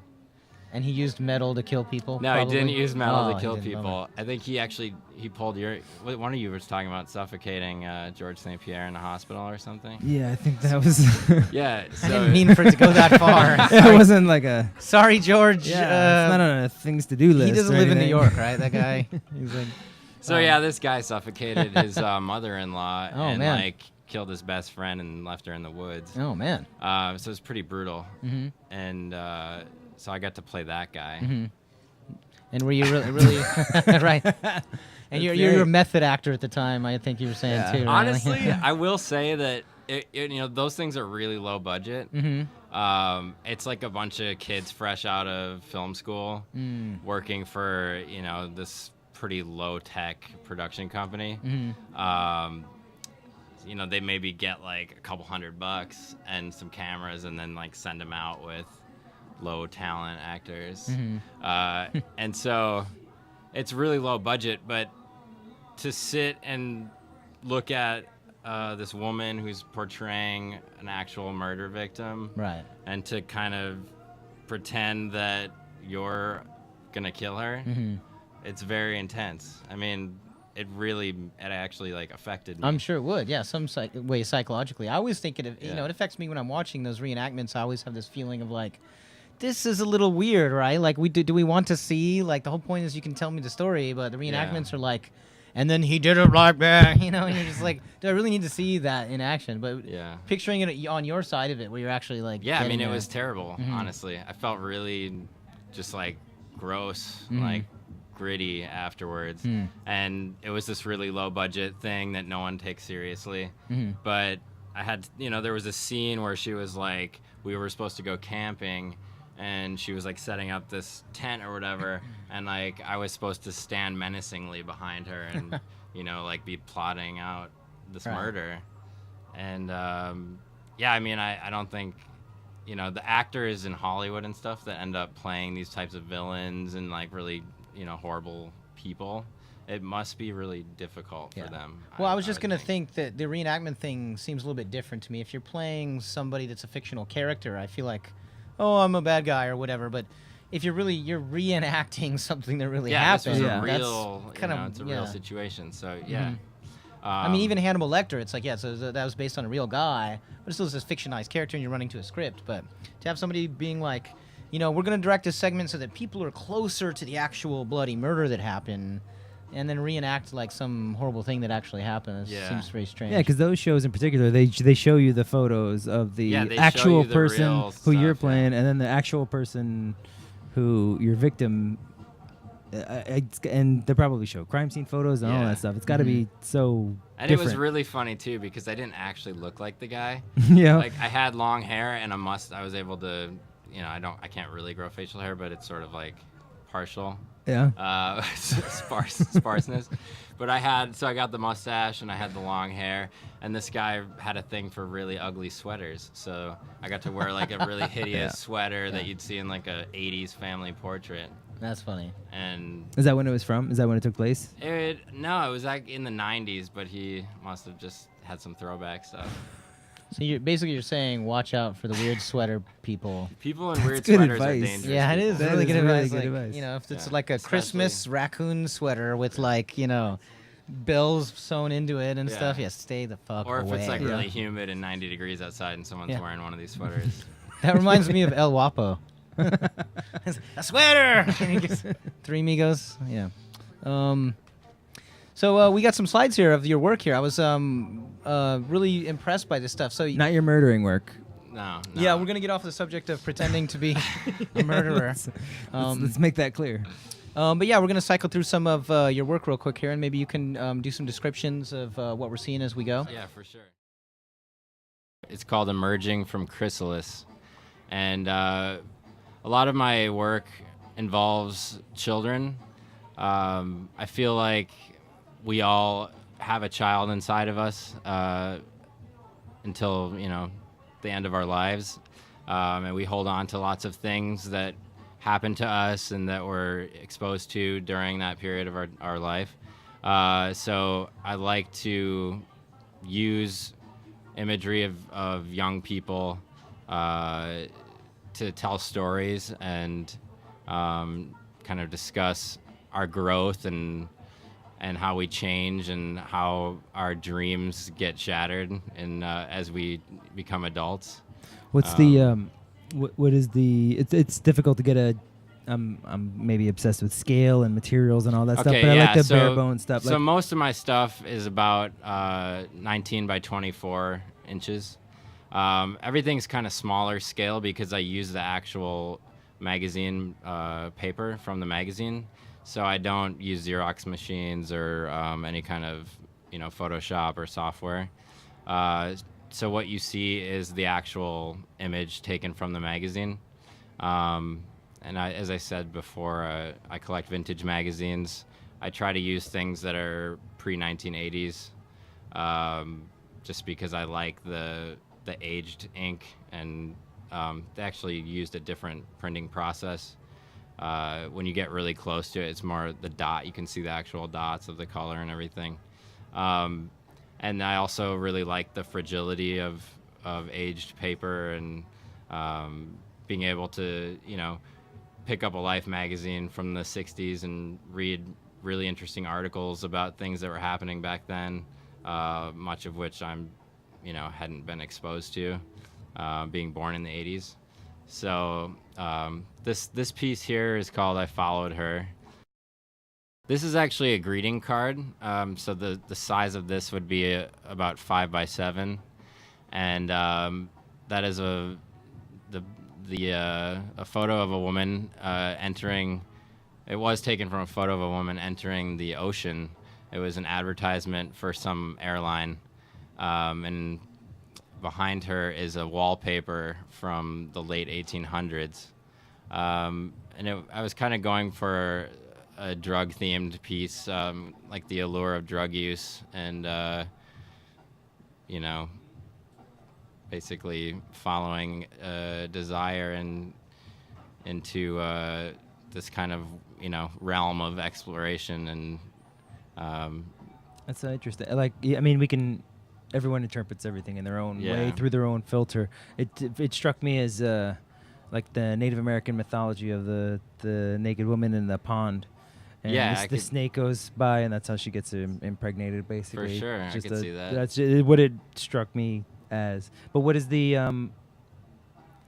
but there, do you start with a concept first and then try to lay it out, or you come up with the raw materials and then I kind of basically collect I'll collect a series of images, and I like to kind of have a cohesion, but my cards tend to be simpler because I'm working with a smaller format to begin with. Yeah. So I only have so much space that I can work with.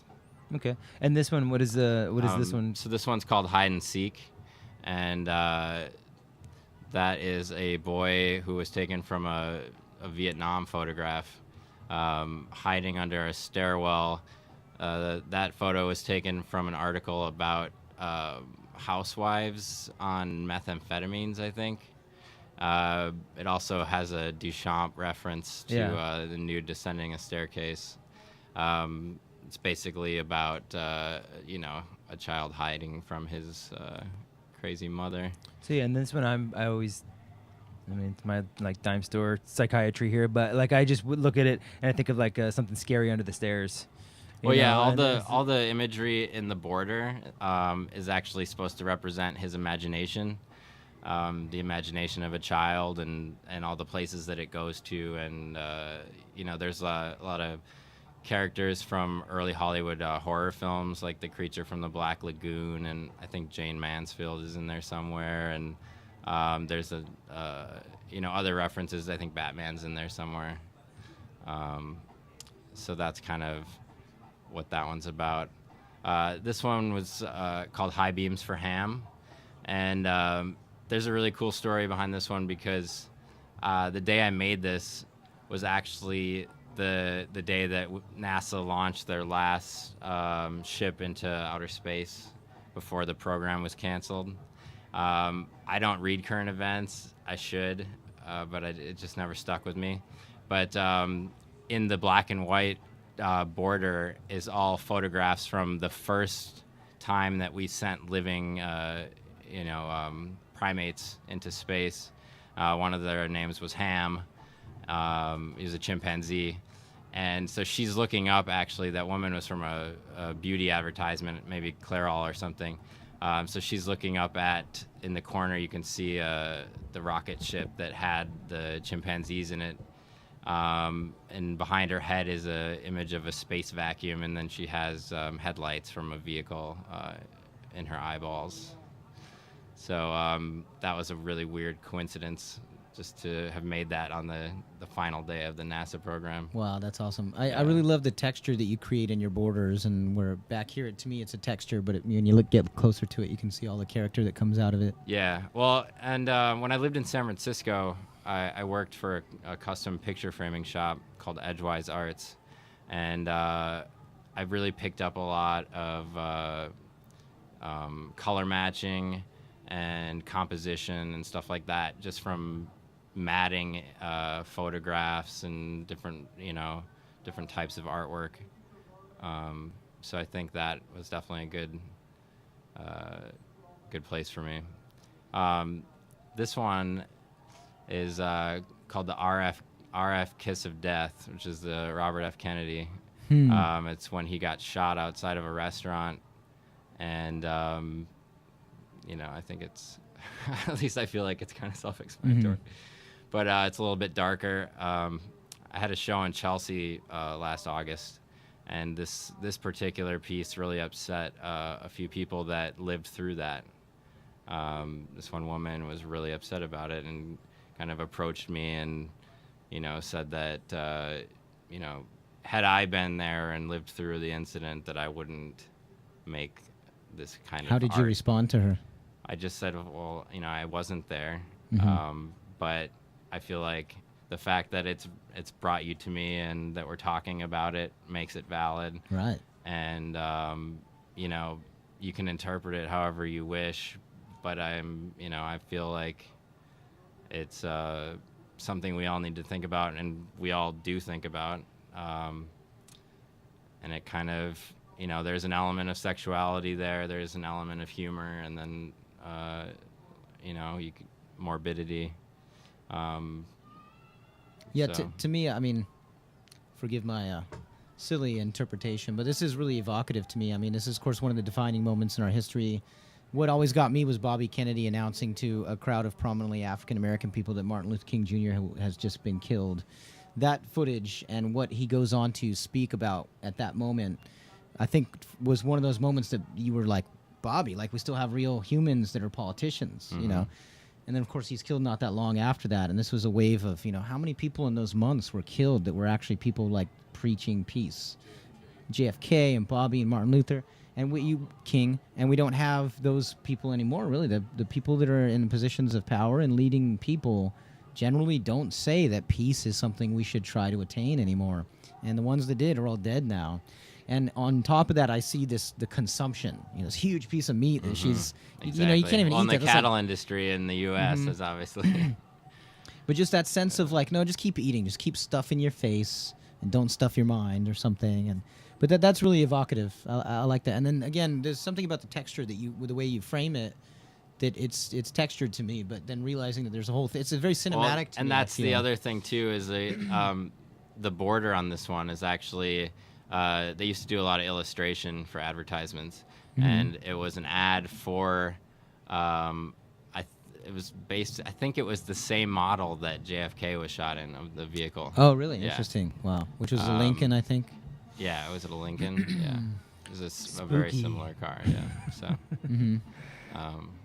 This Whoa. one is called the Reverse Harem of Mae West, and actually I used a piece of Salvador Dali's Face of Mae West Yeah. in With the background the there. room, right? With the Yeah, the living room. I just took the hair and the eyes, basically.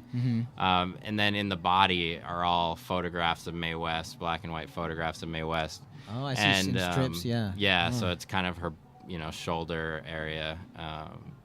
And she was a really big actress in the 30s and 40s, and very outspoken about women's rights and sexuality, and was an advocate for women to be able to play the field the same way that men were, have been allowed to. And all the little film strips behind there are from her film Belle of the 90s, which she wrote and was originally called It Ain't No Sin, but the censors censored that title, and so she really? had to change the title. But I read that she was into muscular men, so that's kind of why Arnold Schwarzenegger's in there, and some other guys from that film that he was in. Pumping right Iron? now. Yeah, She Pumping never- Iron. Thank you. She never spoke a line of dialogue in her life that she didn't write. Oh, really? Yep. Yeah, Every cool. film she was in, she wrote. Huh.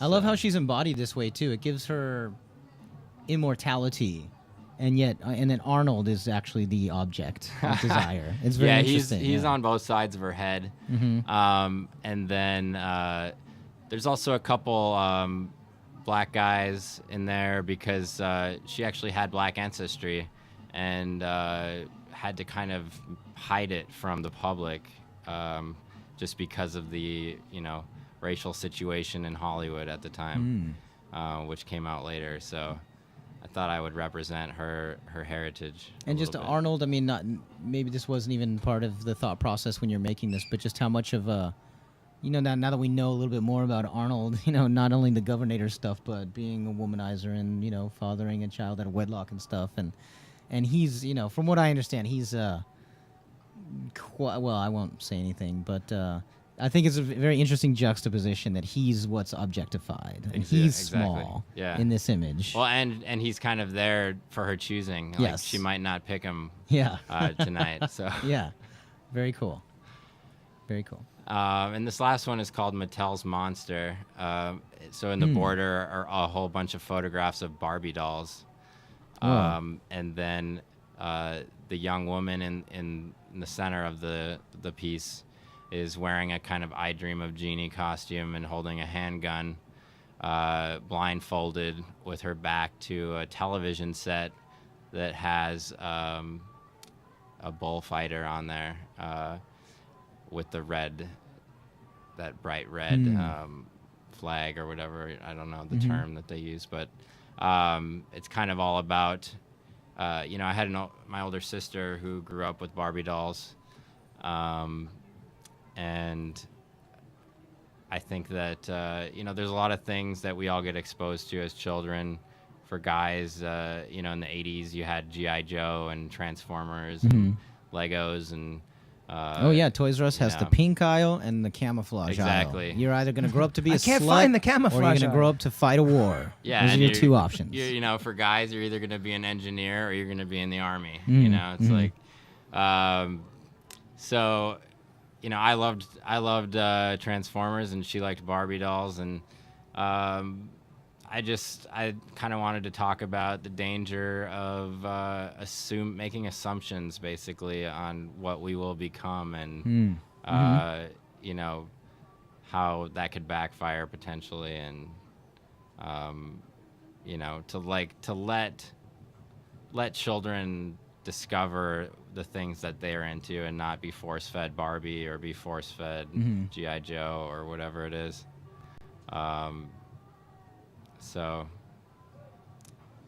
Yeah, very interesting. That is. I love the color palette you end up creating with these too. They're really beautiful. How big are these actually? So these are 14 by 17. Oh, cool.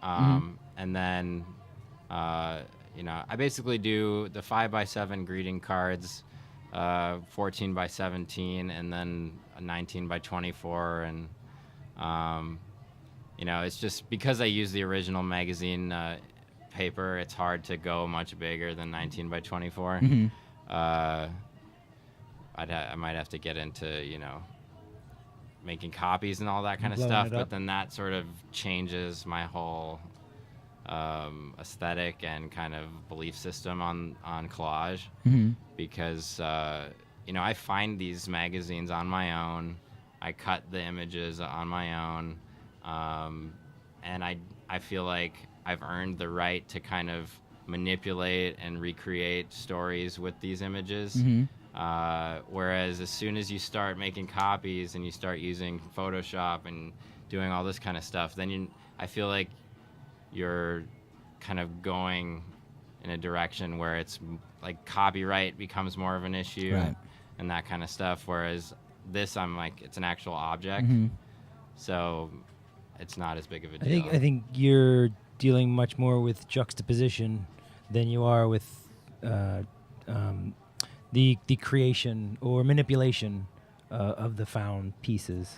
Like if you're digging through, I guess, materials like old print items, it's totally without context. In today's world, those articles are not relevant a lot of the times anymore.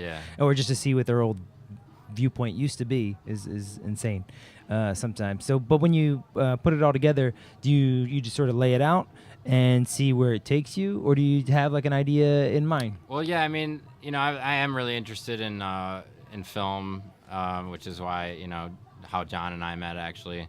John owned and operated a video rental store in Minneapolis, and kind of allowed me to really engage with classic film and foreign film and learn about the French New Wave and Italian cinema and all that kind of stuff. So, I do like exploring the kind of folklore and the stories of old Hollywood. I've done pieces on Chaplin, Woody Allen. I did a piece about, some other like more grisly incidents in old Hollywood and things like that. And then I also, I like to do things, just basically paging through these magazines, finding images that kind of stick to me. I'll make little marks and kind of come back to them. And then, I'll be looking through a magazine, I'll see something and I'll think, oh, that would be really good with this image from that other magazine. So a lot of it happens in my head as kind of a cataloging and kind of photo matching, and then suddenly this story comes together. Very cool. Do you have a site or something where you have more of these that we can look at? Yeah, for sure.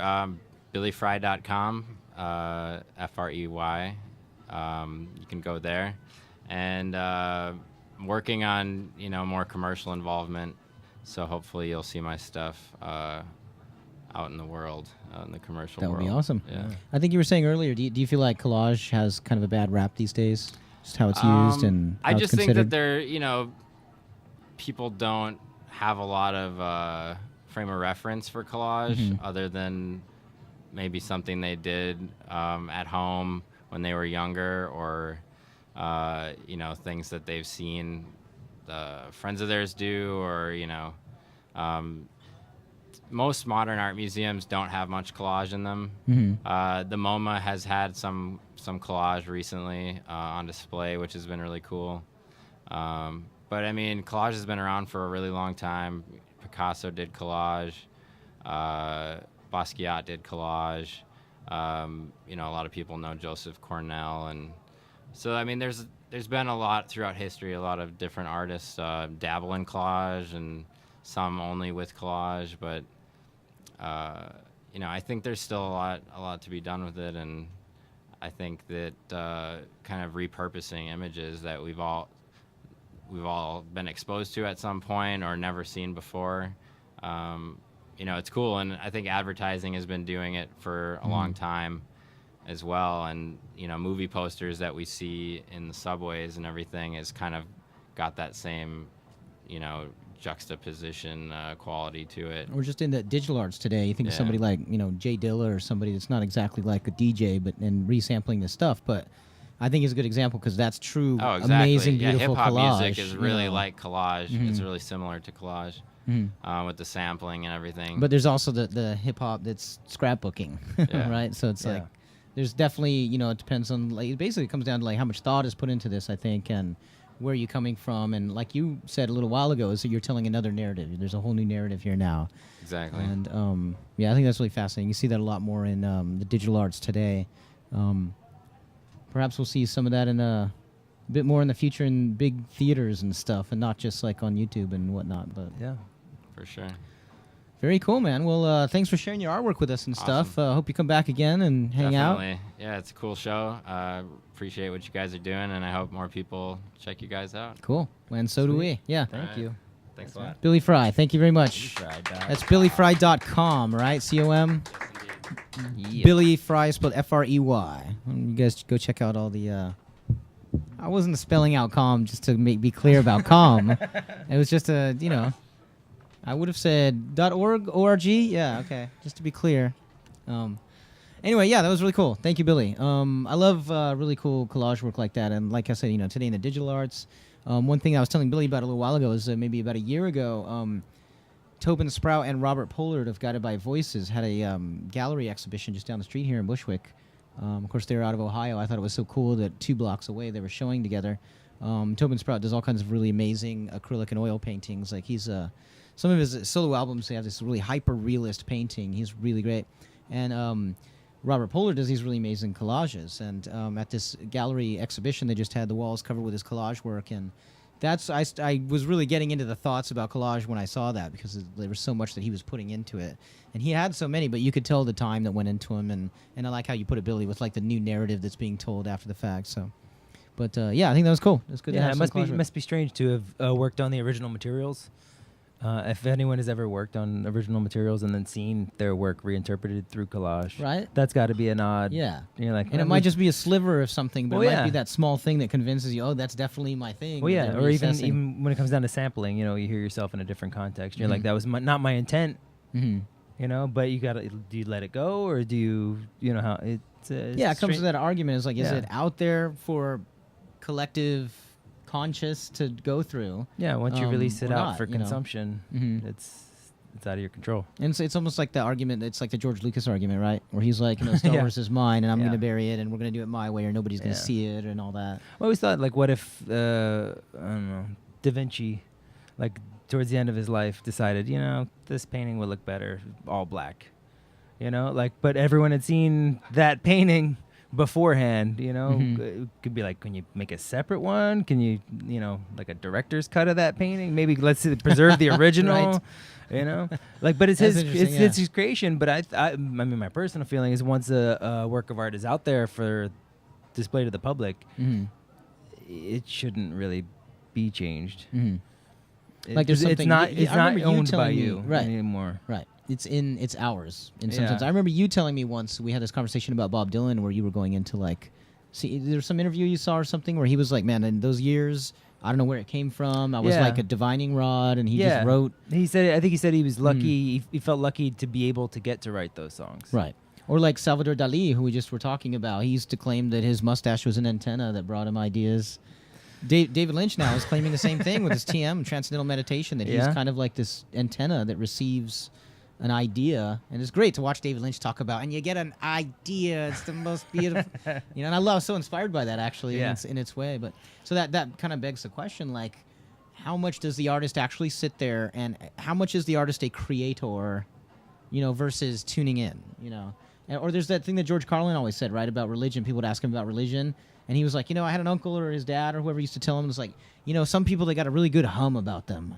And that was enough for Carlin. It was enough just to be like, he's got a good hum about him. Like, you're going to go into a whole history and a whole narrative story or whatever, but no, I know the guy, he's got a really good hum, Yeah. And so that we're antenna in an environment, and, you tune into certain things versus the idea that, like, you somehow from nothing create something inside you, and you're the one giving it to the world. And it's like, I don't know, I think there's some humbling experience in there. And it's also that you learn when you're collaborating with others too, right? That it's like, it's not so much I'm growing this inside me as much as maybe my eyes are open a little bit wider, or I'm looking in the right direction, that I'm the one that was able to pluck that thing. Yeah. And if it really is like that, then yeah, I feel like it should be all rights open, and you know, we should celebrate. I write and I perform, and only later, if I watch it or if I reread it, I go, oh, that's what I was talking about. Mm-hmm. Yeah, and so when I was in the thick of it, you have no idea what you're really working on. You know, you're just like, oh my God, all those little ideas we're trying to escape, trying to get out there, trying to be heard, you know, and I was just trying to corral them into a packageable, you know, like just to get a main idea, theme across. But it's way later when you realize you're like, oh, that's what that was really about. Yep. And I've seen that in the show too. We're here collaborating. There's this, we're about to do the improv thing at the end, right? I've seen certain shows where we've had some great author, a scientist, us from here, different states spread out over the country, Dean in the corner. You know, everybody's like here in the room, and we're all together, and everybody's in some way like doing some different, like they're bringing what they got to the table, but then this whole new thing is created, and a lot of people are like, oh, look, it's experimental, it's polyrhythmic, and it's dissonant at certain points, but at the same time, it's like stand back, and it's like, wow, that's totally new. That's nothing that any one of us would be able to get to on our own. Right. And I think there's something pure about that in some way. I really honor that. It's great. Cool. So cool. Anyway, yeah, we have one more segment, and that's going to be with Andrew Ratcliff, and I'm really excited about this. We're going to queue up and show some work too. So thanks for being patient, Andrew. Yeah, come on out and join us. Yeah. Woo! Yeah, thank you for being here. My pleasure. Hi, Andrew. How you doing? I'm well. Cool. So we should tell the world that we're neighbors and friends, and we met because of our habitat. And flooding. And flooding, yeah, and the buildings, all the problems that always happen in the building. Yeah, there was one day. Flooded Mike's apartment twice. Yep, I came home. One time I think I came home and it was only in the kitchen, but it was like dirty water, and it became dirty I think because it goes through the ceiling and then it seeped out, and then it was like, oh, our kitchen has just been sprayed with mud somehow. And we had all this food out, and all the food was just like, ugh. And I've had this actual experience in the past before, and the landlords don't come and necessarily get it fixed right away. But what happened on that one is I went up and I talked to you, and I realized that you were like Mr. Do-It-Yourself. You're like, oh yeah, I take care of plumbing and I'll do that stuff. And I thought that was cool that you kind of managed through that situation that we wouldn't have otherwise been able to get somebody to do. I thought you were amazingly calm because we're such Mike, just to speak a little more into it. Up like that. Oh yeah, you're expecting like bam, bam, bam, bam. You ruined my grapes, man. Really hostile neighbor. Yeah. We flooded it so badly it went from this level, third level, to the second level even. So yeah, you're on fourth, right? Yeah, and the water went through the walls, but it's also a testament to the old pipes. I mean, we're living in a 100-year-old building, and like the people at home don't see that, but we're in an old manufacturing building in Brooklyn, in the middle of Brooklyn, and they call it the Loom because it used to be a textile factory. And literally, like, all the old rust and failed dreams and smoke and 100 years of just, like, getting stuck in the walls of, like... I think of it as a happier place than that. I'm saying we're putting the happy coat on it now. Oh, yeah. That's over the failed dreams. All over the failed dreams of... And, in years our defense, we didn't know it was happening behind the counter. Mm-hmm. And so we didn't have any water at all in our place. So this has been going on for hours, doing all these dishes, all this stuff, and we didn't know. But yeah, so that brought us together, and then I was so pleased to see the first thing you shared with me was the Waterfall Swingset. Totally blew my mind. So I'm really excited to share this on the show, and I've told a couple people we're having this guy Drew Ratcliff on the show, and he's did the Waterfall Swingset, and I know that this was a collaboration with a bunch of people, and we're going to ask you about it. But people keep telling me, oh, I know that. So people have seen it, and I think it's really cool. So can you, before we actually jump into the videos and check it out, can you set it up a little bit for us? How did it start, and what's the history of it? Another one of those strange stories where I had some friends who were at home, and we had a friend that was in the hospital, and we had this big drunken night. We're like, yeah, we have to live life now, all those sort of things that you do when you're in that sort of difficult situation emotionally. And so I bought Burning Man tickets online. Like, we're going to Burning Man. Cool. And then we thought, well, if we're going to Burning Man, we should make something. We can't just show up and not do anything. So we came up with this idea. We started talking. We knew about water printing, which I'll show later. And we're trying to think about how we can incorporate water printing with something interactive. And it's one of those things that sounds completely cheesy that came to me in a dream. Like I woke up in the morning, Awesome. Whoa. like, wow, the way you should interact with water is if you could pass your body through it.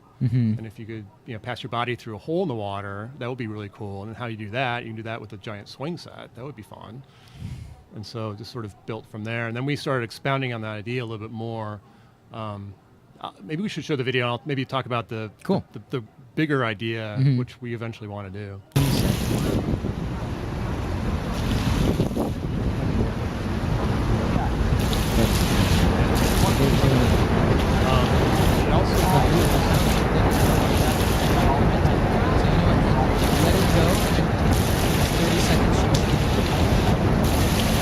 So in a couple of seconds, you guys go back to the camera, and then we'll talk about this, and then we'll go back. So yeah, whenever you are, back to you.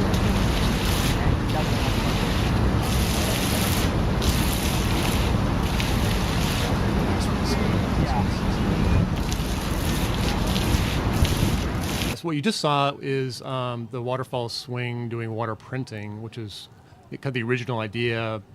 The inspiration behind our idea was we saw a video of water printing happening at this mall in Japan. And basically how that works is there's lots of little jets that turn off and on. They're controlled by a computer. So you can pretty much print in water anything. In our case, we have 383 pixels wide that we can print. Wow. And so what we just saw was the Waterfall Swing printing images, which is That's really fascinating. So it's just fun. it's one line. It's not a grid like LCD or something, but it's one line, and yet you're using basically it's the principles of gravity that allow you to. Yes. So your medium is gravity in some ways. It is. That's very interesting. And it stretches things out, and so you have an image that starts out a little bit compressed, and it gets sort of regular shaped, and then it gets stretched out at the bottom.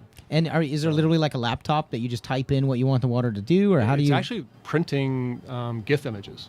Oh, really? We feed it GIF images, Whoa. and there's a program that takes that GIF image and basically reads like one strip of it at a time, and tells the individual solenoids to be either off or on.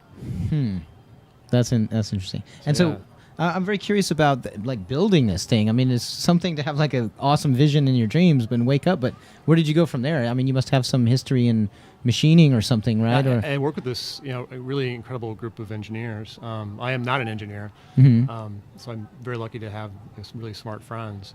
So to give them credit, Ian Charnas is the guy who is one of the engineers who sent out the video about water printing. And it's like, we should work with this. My friend Michael Toole, who also lives in Bushwick, is also an engineer. He designed a lot of the framework and the physical aspects of it.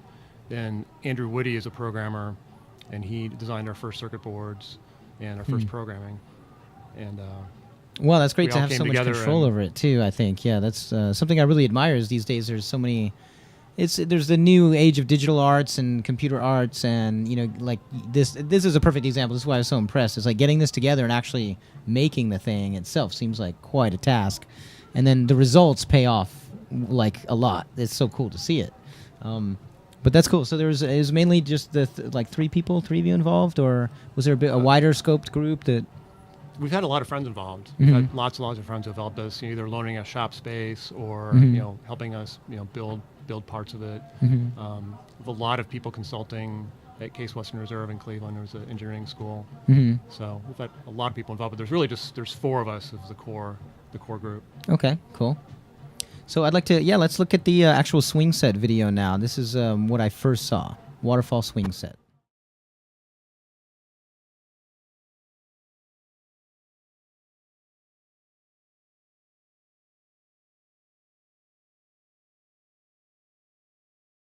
Describe this. It's a 20-foot tall swing set that has the water printer, which you saw before, on top.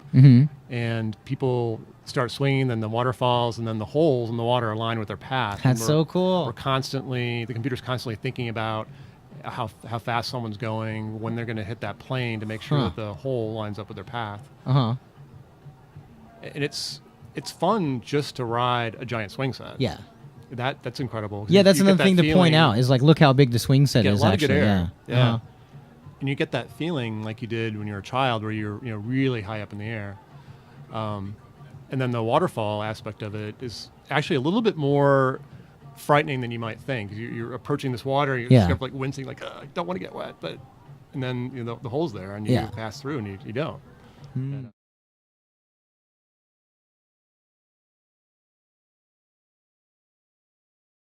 And so it's very The big. acting You on have faith. water. How the water is being collected again at the bottom, or what's the actual system of? Yeah, there's a pool at the bottom that collects the water. We now have a more sophisticated base that has rubber, and it looks much nicer. We have a pump then that pumps the water then from the reservoir up to the top, and there's a channel that holds water that has the water reservoir available for the printing part of it. Oh, cool. There's a pump, so you're reusing the water. So you're cycling it. Cycling. Yeah. Oh, that's awesome. Yeah. Much to the chagrin of YouTube people who were always getting beat up in the comments about being water wasters. Yeah. And It's cool, guys, but come on. Yeah.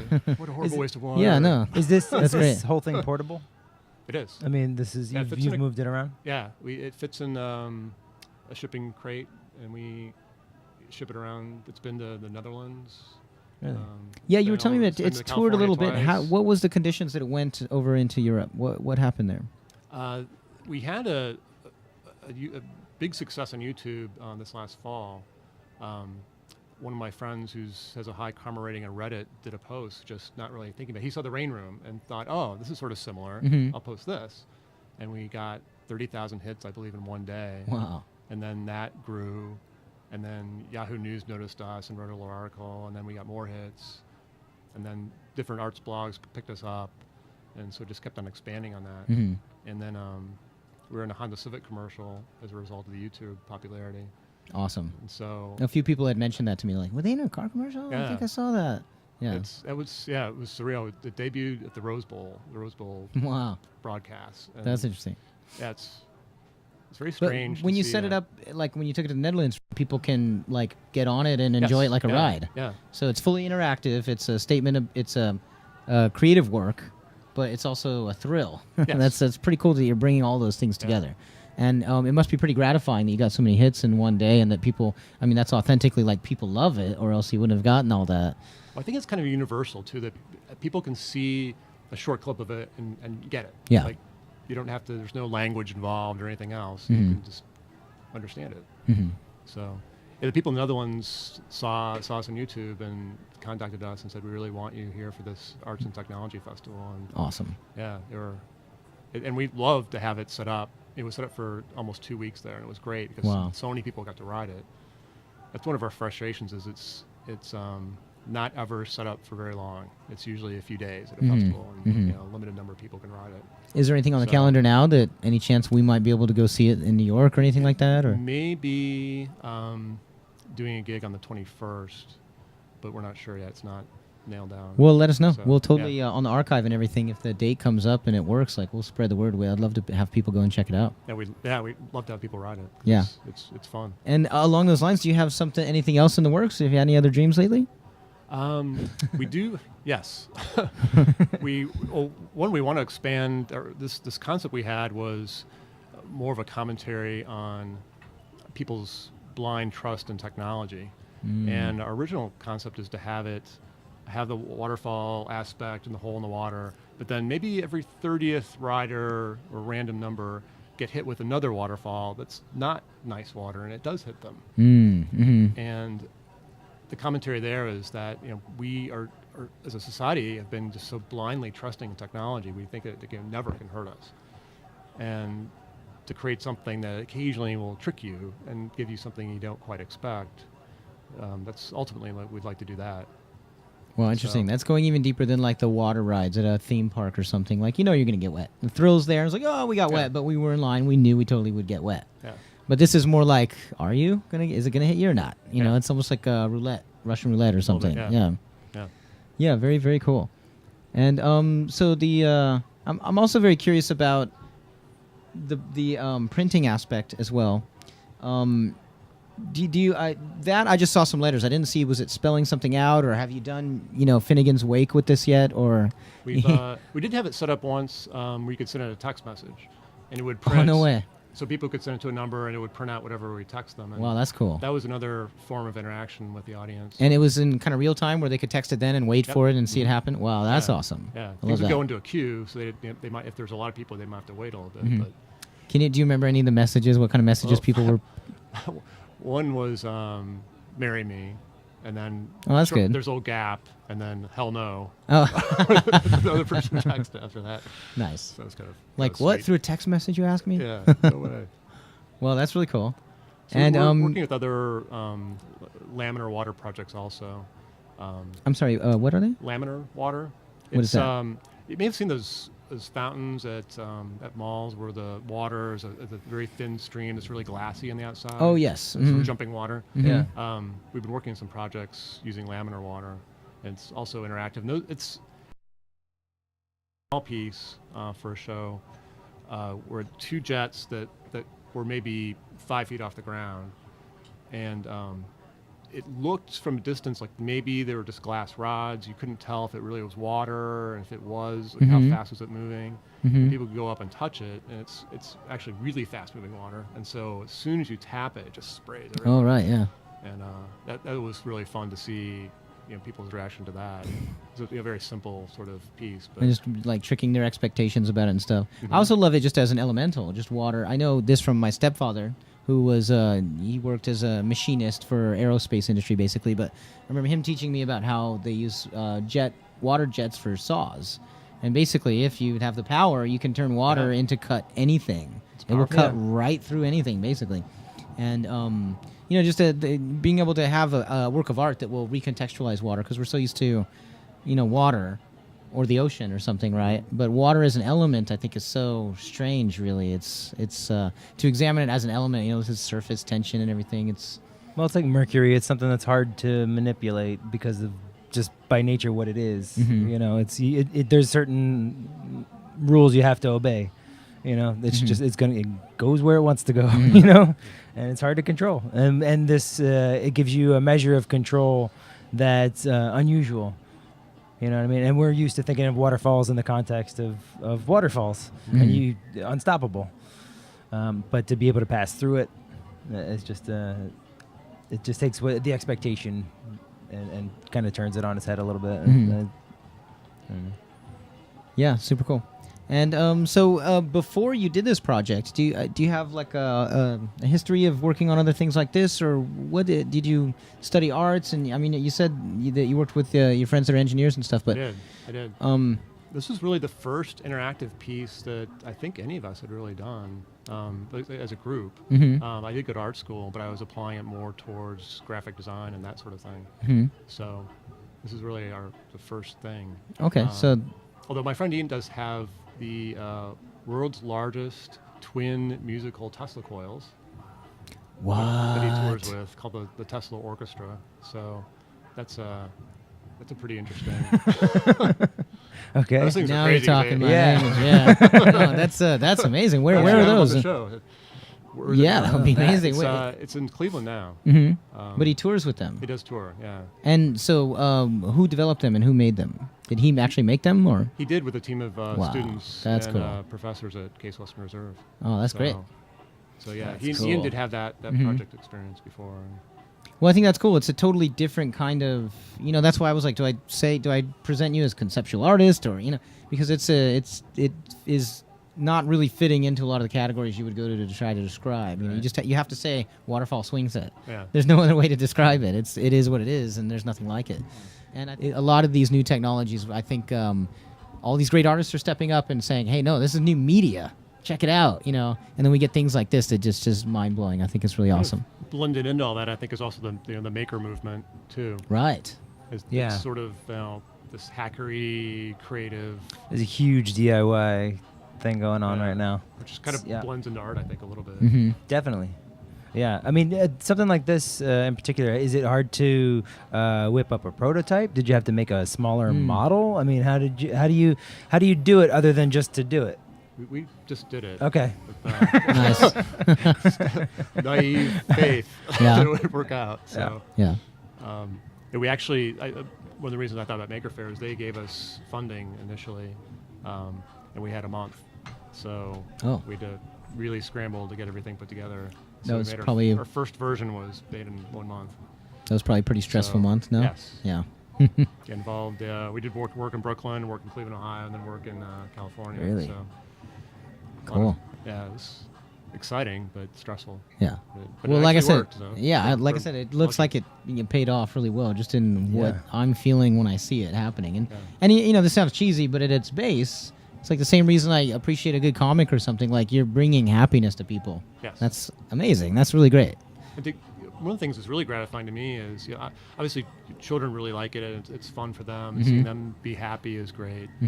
But it's even more exciting to give an adult who's experienced a whole lifetime of things Right. this really pretty new experience. And to me, that's exciting. What I was trying to get to with the new technology and the new artists thinking about these new things, because you tend to be an adult and be like, oh, I've been on a swing set, I've been there, I've been done doing that, and to be able to offer something new still, that's really cool, very, very cool. So we look forward to the next one. Oh, I also wanted to comment. I really like the idea that you were like, hey, let's go to Burning Man. We need something to do, and it wasn't like that. It was like the situation came about where the resources and the capacity to use resources were there, and then boom, instead of just like oh, let's somebody assigning it, or the vision happened once it was needed, right? That's true. I think that's pretty interesting. That it's almost like if you come, they will build it, right? Yeah. I don't know if that really works, but so yeah, it's true. Very cool. I'm glad that you joined us. The most awkward ending to Yeah, right. I was like, well, let's just stay there and end it. And yeah, I don't think I can come back from that. So, but it was really our pleasure. From the moment I saw it, I was like, this is really amazing. And then when you agreed to come on the show, I was like, that's really great. He's going to share this cool thing with us. So Thanks for having me. can we repeat the webpage? If you go to waterfallswing.com, Waterfallswing.com. it'll Excellent. direct you to our site. Yes. It's Dash 7 Design is Mike's company that we do everything through. So. Huge amount of potential. I really look forward to seeing what you guys end up continuing on with this. Seems really awesome. Thank you. I keep having these flash images of the thing because the thing to me is so surreal already, and it's but at the same time it's to me it's like true surrealism. It's like these two things you're associated with your whole life. You totally know what they are. Let's put them together in this way, and it's mind blowing. It's classic surrealism played out in a digital age. So cool, very, very cool. So anyway, thank you again so much for sharing with us. Show. Thanks for having me. Yes, thank you, Drew. Cool. Drew Ratcliff. Awesome.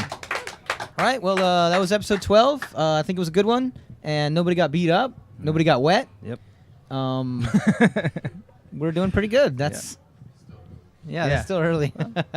Dean says still early. Awesome. So thank you, everybody, for joining us. We're calling this a season finale because we're taking next week off. There will be some work, and we basically won't be available to do the show. But we're going to come back with episode 13 in 2 weeks, and our guest for that episode will be Dylan Shearer, who's coming out from California, and he's going to play some music for us. We'll have a couple other guests, I think, between now and then. But just in general, I'd like to say, 12 episodes, and it's feeling really good. I want to thank everybody involved. I want to thank Blaine Kneece a whole lot. Thank you. I want to thank Greg Becker a whole lot. I want to thank Fumio, Tashiro, and Miho Morita a whole lot. All the guests that we've had. All of our artist residents, Dan Marco, Dean Brown, a lot of people come and just hang with us, and the show wouldn't be half of what it is if it wasn't for you guys hanging out with us and doing your thing. I'm looking forward to episode 25. We'll have a big party, and we'll do a stream from somebody's bar. It'll be great. Yeah. Cool. So we're going to jam a little bit. Join us for the next 5 minutes, and then have a good 2 weeks. Good night. Yeah.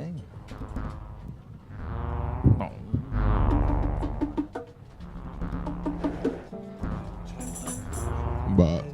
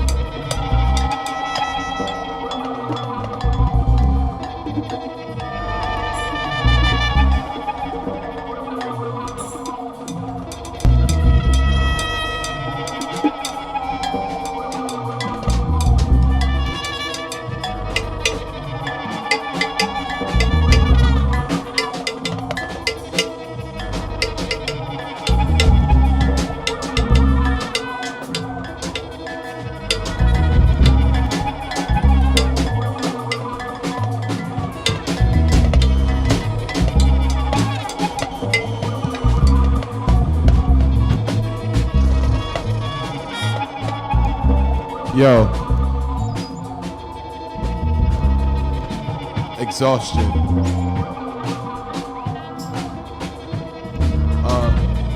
Yo.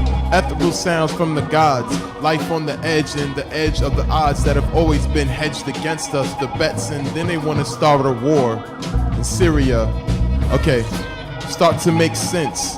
They told me that my life would always be in suspense. It would be suspended perfectly, and otherwise, damn. I lost my train of thought. War in Syria got me thinking crazy right now. Hit me with a beat. Hit me with a beat. Hit me with a beat. Some funky.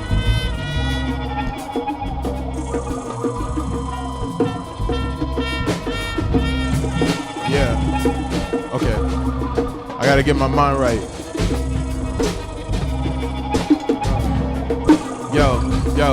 Yo, check it. Let me start from the top. I ain't here to stop, I'm here to get it to drop. Like TikTok, the boom on the clock. Got the countdown time about to make the world pop. I'm starting to think that it's time to rhyme. See, my mind's gonna expand, so I do it this time just for you. The truth is in the pudding, and I'ma tell them there's a red button that we should not be pushing. Nuclear disaster. I grew up a black bastard, but I have no master. Yeah, my cards I keep missed, and I never ever choose to rest. Unless it's at the end of a song. I'm at the end of my world thinking that it's all been wrong for oh so long. I wish I could just pick things up with my tongs, cause I don't want my hands to touch that disease. I wish I could be things I see in my dreams, but all I see are plots, devices, and schemes. People wanting me to be on their team so I could destroy things. Things? See, I'm a man, a noun, here and now, and I'ma put it down with random sounds. Built from the ground, a waterfall from a swing, so I'm putting it down. Yeah, or maybe just some collages, different things put together to make things seem like they should be. Juxtaposed, another flow, here I go, case you did not know, we gonna grow organically. I can't stand to see things that haven't been created by man for me. But maybe it's another way I perceive the world. Maybe I should learn martial arts, because I've been fighting against myself, and I've been damaging my own health. See, it's always been about the wealth, but maybe it's more than just colored belts. Maybe it's more than just karate chops, more than just guns on blocks, crack rocks. Maybe it's about the human touch that we avoid on every asteroid plane that we've ever encountered. Maybe it's time that we reach for Mars. Maybe it's time we stop driving cars. Maybe it's time we all start spitting bars. And I ain't talking about prison cells, I'm talking about wells of knowledge, deeper than the ocean. So don't provoke him with bullshit, come through with that truth. Cause I don't want nothing that don't involve proof. Cause it's in the pudding. And if you ain't with me, homie, then keep it pushing.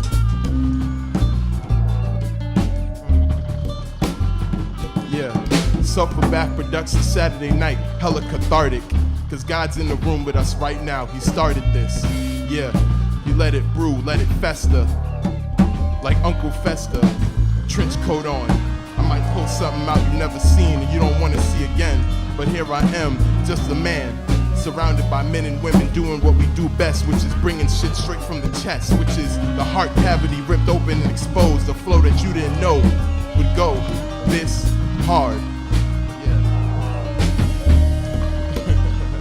Sulphurbath Productions, episode 12.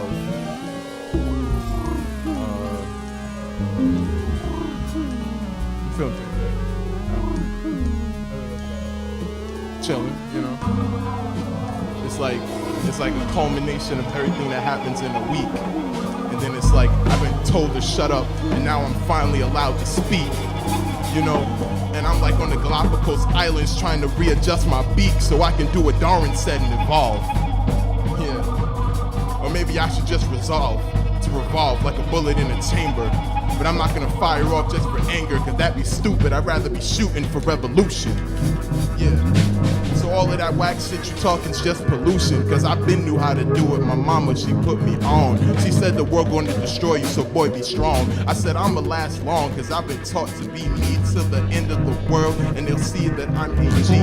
The G stands for Gavin, between Dean and Brown. So when I stand up, there's nobody that can put me down. And I got shoes on my feet that I bought with my own money, and food in my fridge in case I get hungry, and clothes on my body. I'm never bummy, but if I was, I'd still love me. Yeah.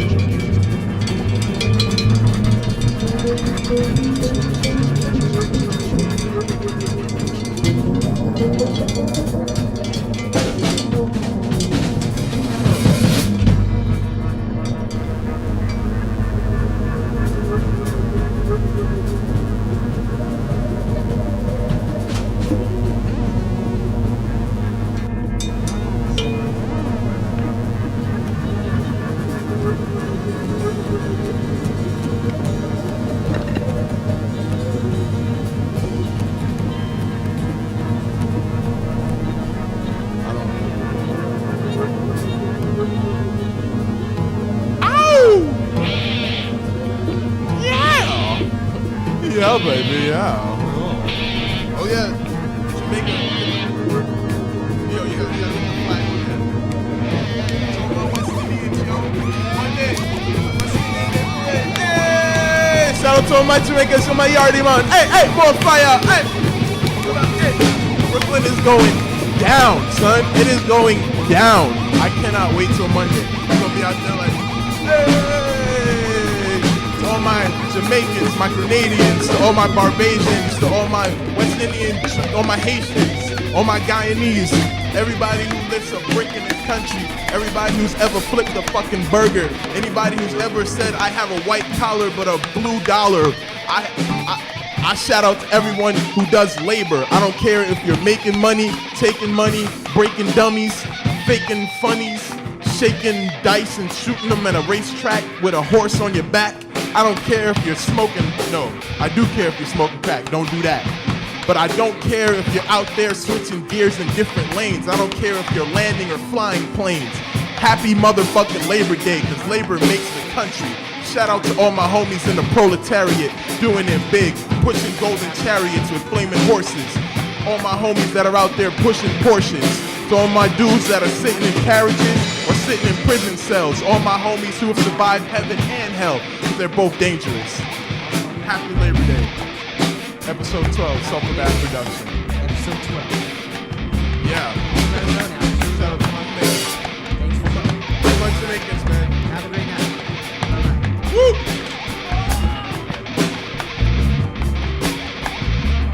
Gold bars, baby.